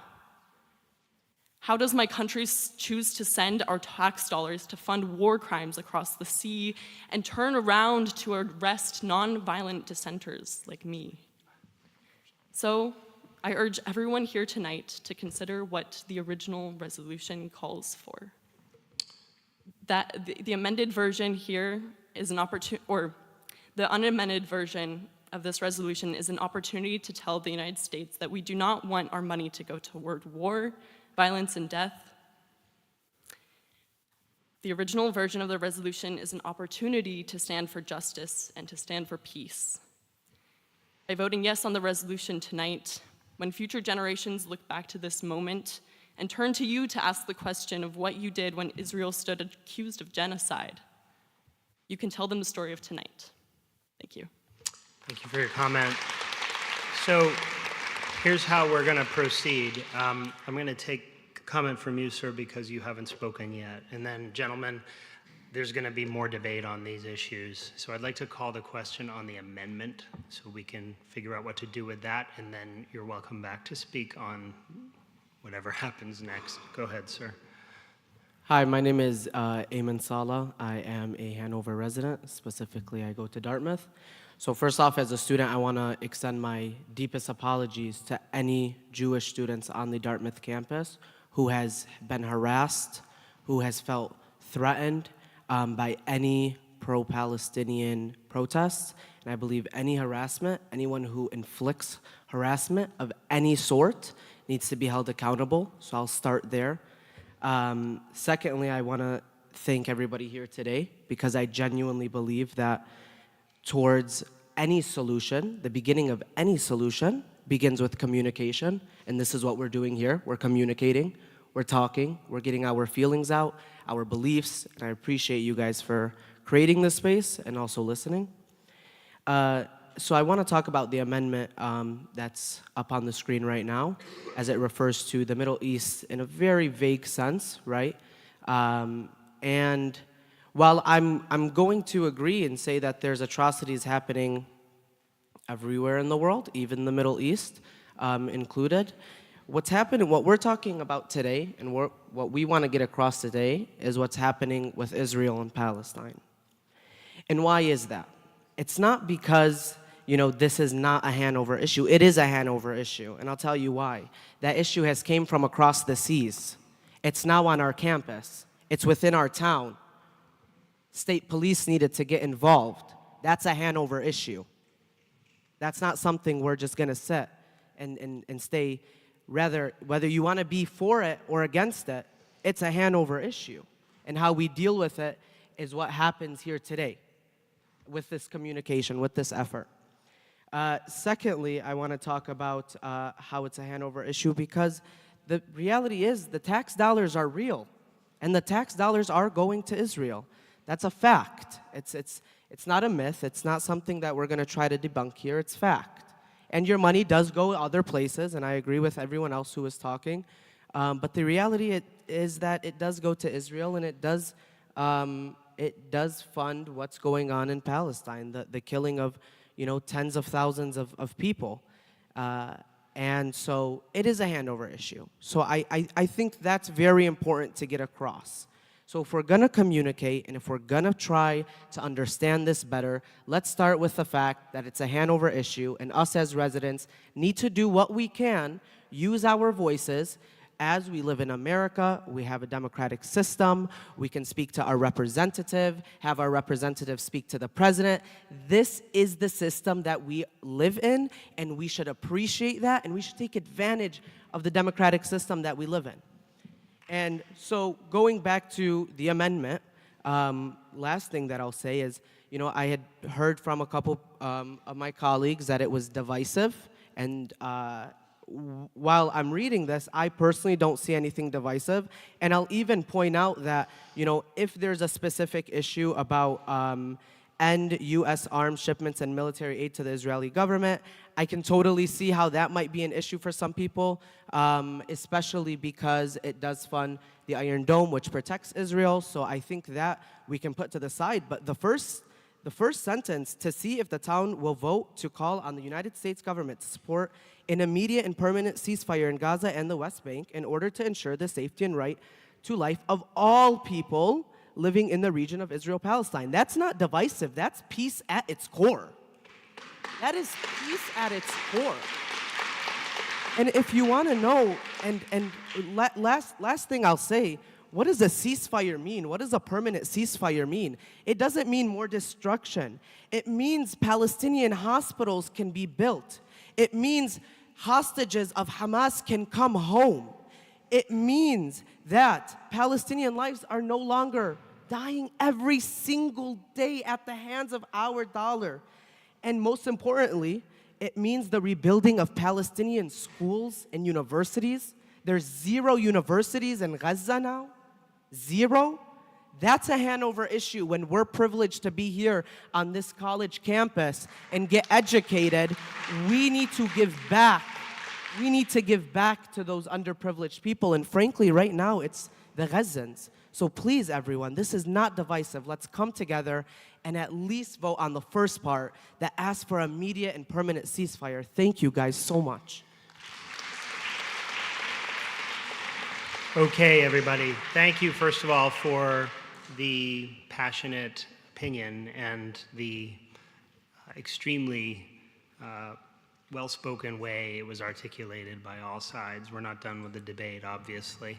There is a question on the table, which is whether to amend the article to read as follows: to see if the town will vote to call on the United States government to support efforts for permanent and lasting peace throughout the Middle East, to ensure rights to life, liberty, and the pursuit of happiness throughout the region, to greatly increase the humanitarian assistance provided to the region, directing these efforts to the victims of ethnic or religious discrimination, terrorism, and sexual violence, and to ensure that the freedoms of dissent, conscience, self-determination, and religious practice are protected for all residents of all nations.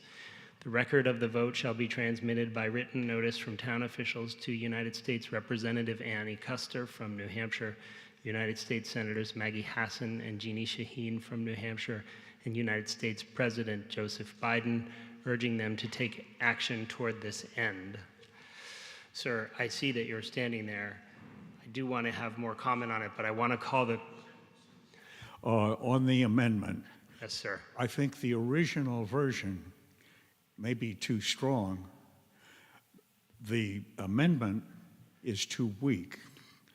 So I consider myself someone who has ties to both Israel and Palestinians.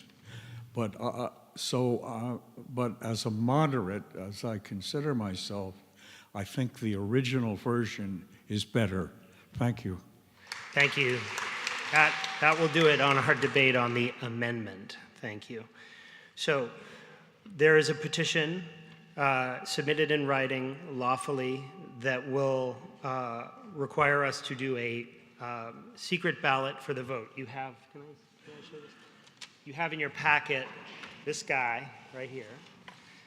And if you cast your yes vote, you are supporting the amendment. If you are casting a no vote, you are rejecting the amendment. Please cast your yes and your no votes in the box on that table up there. I'll give you 5 or so minutes to do that, but take your time. Yes, please tear off the one you don't want and put the one you do want into the box.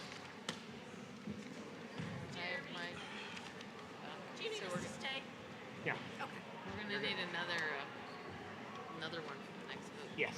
We have 2. Yeah, you have 2. Do we? Yeah. You've done an excellent job. Thank you. Appreciate it. Good night. Yeah. Talk to you soon. Bye. Yes. Chairman, while people are voting, can we go to the last article? I just want to say something about Sharon Warren. Oh, that's a good idea. Yeah, I mean,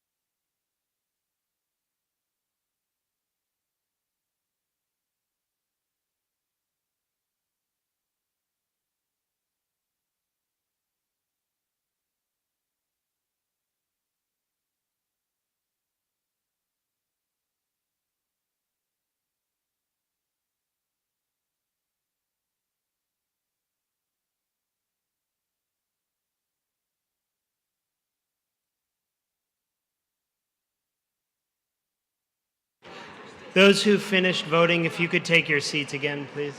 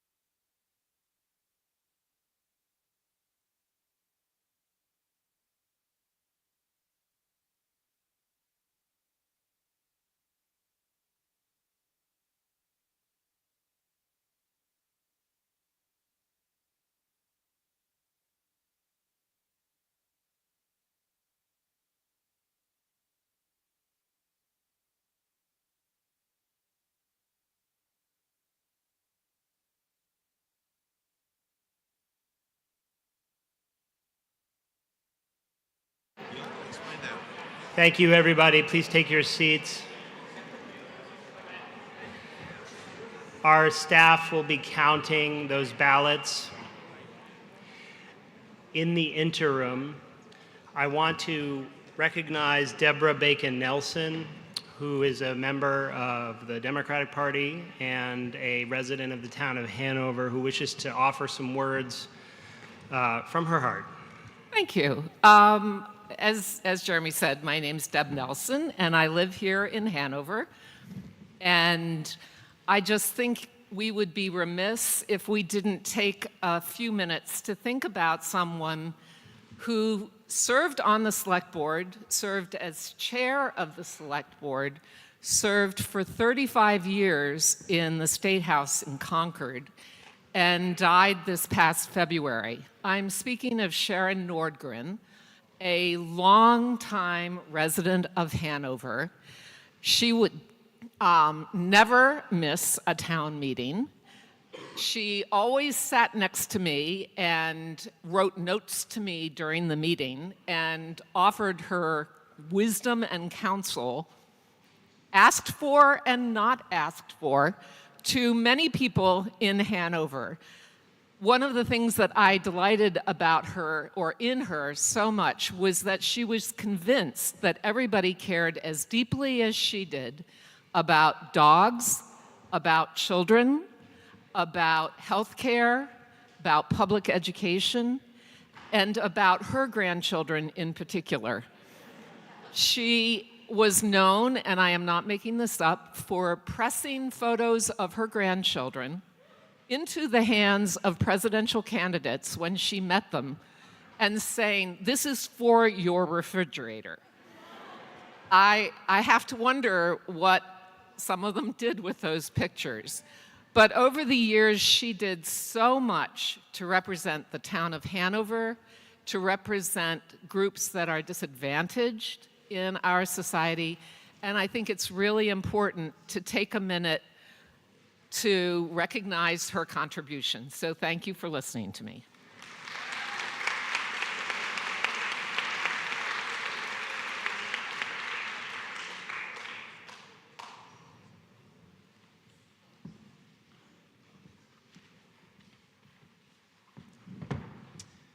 Thank you. We're still standing by for the vote count.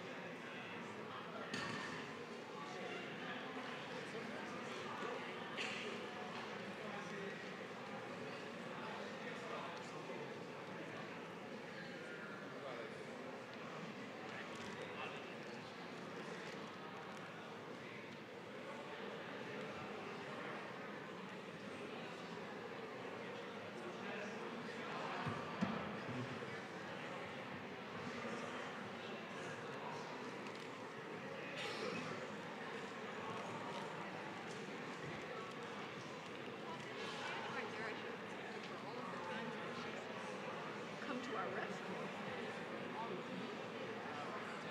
Yeah, yeah. That was my negligence. Yeah. Yeah. Yes. Okay. Good. Good.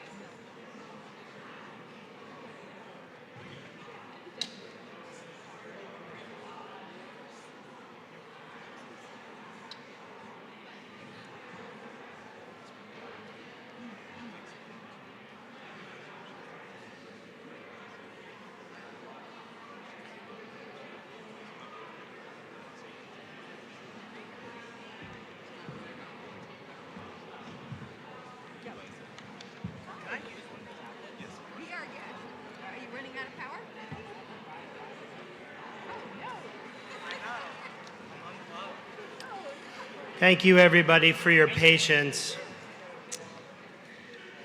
I would like to commend our administrative and counting staff. These are volunteers and employees of the town of Hanover. We have a result on the proposed amendment to amend Article 22. Those in favor of the amendment voting yes were 74. Those opposed to the amendment voting no were 132. So the amendment is rejected.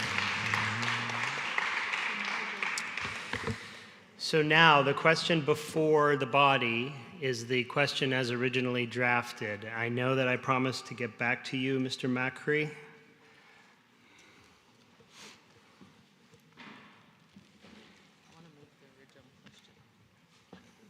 I have another motion on the floor. Hi, Nicholas Macri, Hanover. So I hear that there's a lot of, different opinions on this topic. I think it is very important, and I think it's great we're having this conversation. Simultaneously, I don't want to reinvent the wheel, so to speak. Just to provide some context, the city of Lebanon, if I'm recalling correctly, had a city council vote on this topic in February, and they directed their DEI commission to study this for a month and a half, and on April 3rd, they adopted a resolution that I felt was really attentive to the opinions on both sides and still called for a ceasefire while acknowledging that, military aid for defensive purposes is appropriate. Just in many levels, I thought it was really comprehensive and good. So I would make a motion to replace the original text by saying that Hanover signs on to Lebanon's resolution, the one that they passed at their April 3rd city council meeting. So if you're going to modify, but if you're going to amend the motion, you need to propose the text. Okay. Have that? Sure. I mean, can I speak it or? Yes, you can speak it out and we'll type it. Sure. So we can keep the final sentence about the record of the vote shall be transmitted, blah, blah, blah. And so just to see if the town will adopt and affirm the city council resolution passed by the city of Lebanon, New Hampshire on April 3rd, 2024. And then I would encourage, if that's allowed, the moderator could read it from the minutes. Okay, so that's the motion on the table. The amendment is proposed as drafted. Do I have a second? 1 second. Yeah, I mean, could somebody from the read the text out? Is that allowed? Well, Nick, the person moving has to put the text on the board. So. Okay. Go ahead. Okay, I'll pull it up.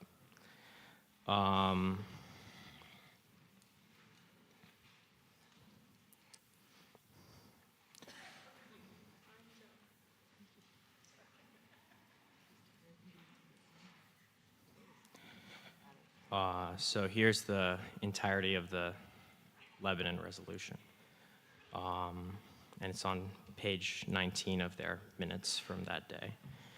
Whereas the City Council of Lebanon, henceforth referred to as the Council, affirm the intrinsic value of human life and the human rights of all people, regardless of race, skin color, national or ethnic origin, cultural group, language, gender identity or expression, sexual orientation, mental or physical ability, age, religious or political opinion or activity, economic status, immigration status, or housing status in accordance with the Welcoming Lebanon Ordinance. And whereas the Council recognizes that in a widely multicultural community, matters of international concern have local significance. And whereas the Council grieves the tragic losses of human lives, both Palestinian and Israeli, in devastating numbers in the last half a year alone, and expresses its deepest sympathies for the friends, families, and communities of those affected by ongoing violence. And whereas there have been significant local events arising from ongoing violence, including a rise in anti-Semitism, Islamophobia, anti-Arab, and anti-Palestinian racism, leading to safety concerns and reduced quality of life for members of the greater Lebanon community.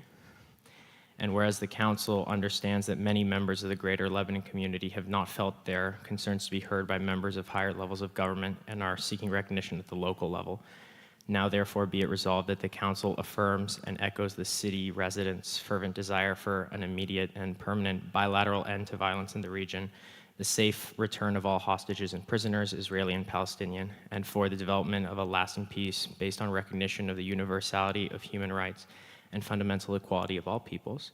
And be it further resolved that the council affirms and echoes the city's residents' fervent desire for priority to be given to humanitarian aid, especially medical care and relief from hunger to those most affected by the ongoing violence in the region, as well as an end to military aid. And then this is where they made a slight amendment that is used in offensive ways instead of defensive. And then it concludes, be it further resolved that the council condemns anti-Semitism, Islamophobia, and racism of all forms at home and abroad, and will work to foster an environment in which all members of the greater Lebanon community can feel safe practicing and expressing their cultural and religious identities freely and in public without fear of discrimination or harm. And lastly, be it further resolved that the council will forward a copy of this resolution to our United States congressional delegation, etc. So I thought that that was a very fair and balanced compromise, and I just would like to put that forward. So Alex is typing up the amendment. Thank you, Alex. If you want to cut and paste, that might work too, but it's up to you. Can you cut and paste?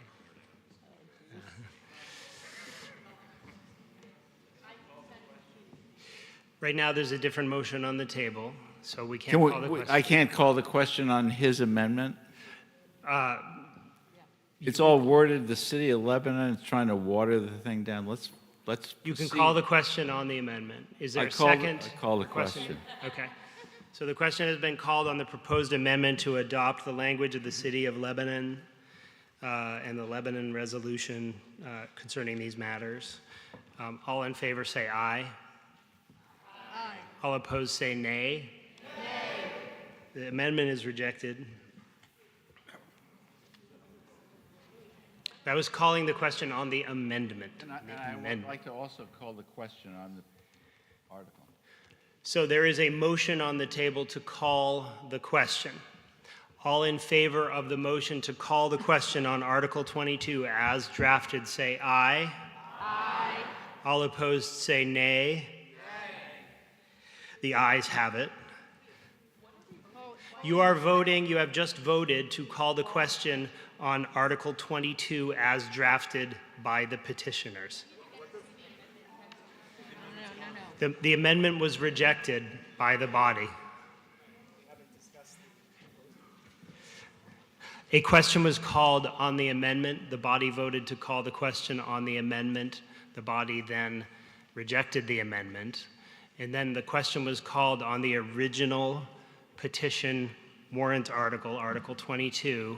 The body voted in favor of calling the question on Article 22. So here we are, we're about to vote on Article 22. And it is a silent ballot. So you have yes and no, stand by please. You have yes and no votes into that box. You only have one chit left. Please place yes if you support Article 22 and no if you reject Article 22. There has been a written petition by 5 Hanover voters requesting a secret ballot on this issue. There will not be a show of votes.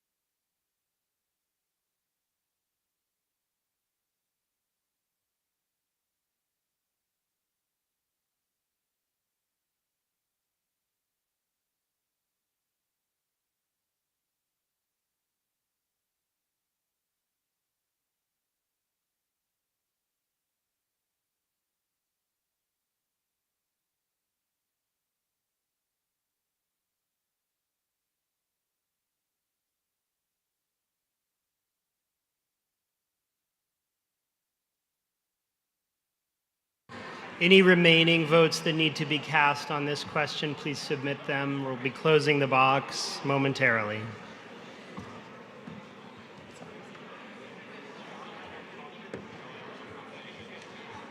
Voting is closed on this question.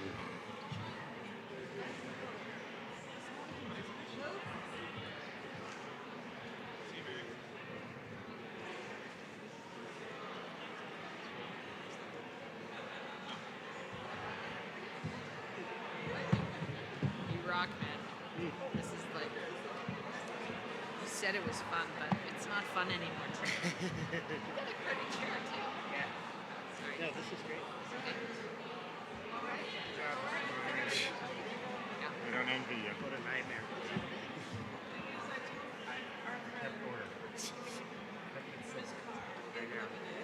This is a tough one, man.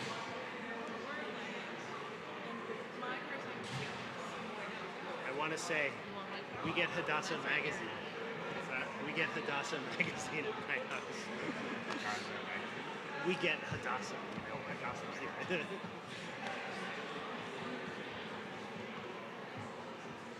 we have numbers? They're counting. Congratulations. Thank you. Much work to be done. Yeah. It's gonna be a tough week. Did Kari leave? Yeah. She left before the thing. I feel bad. Maybe I shouldn't have brought her. Huh? Maybe I shouldn't have brought her. Yeah, you all three would have been awesome. I mean, but she shouldn't feel bad. I mean. No.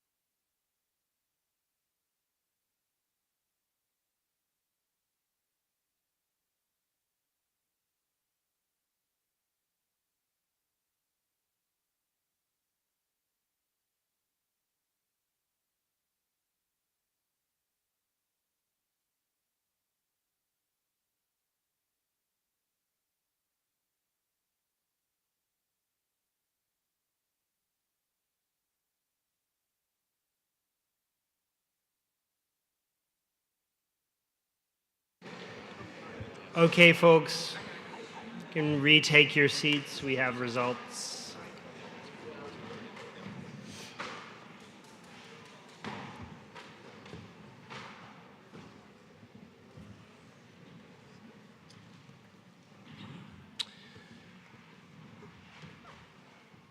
It's like a lot of people left. But in any event, the results for Article 22, in favor, yes, 101, no, 89. So the article passes.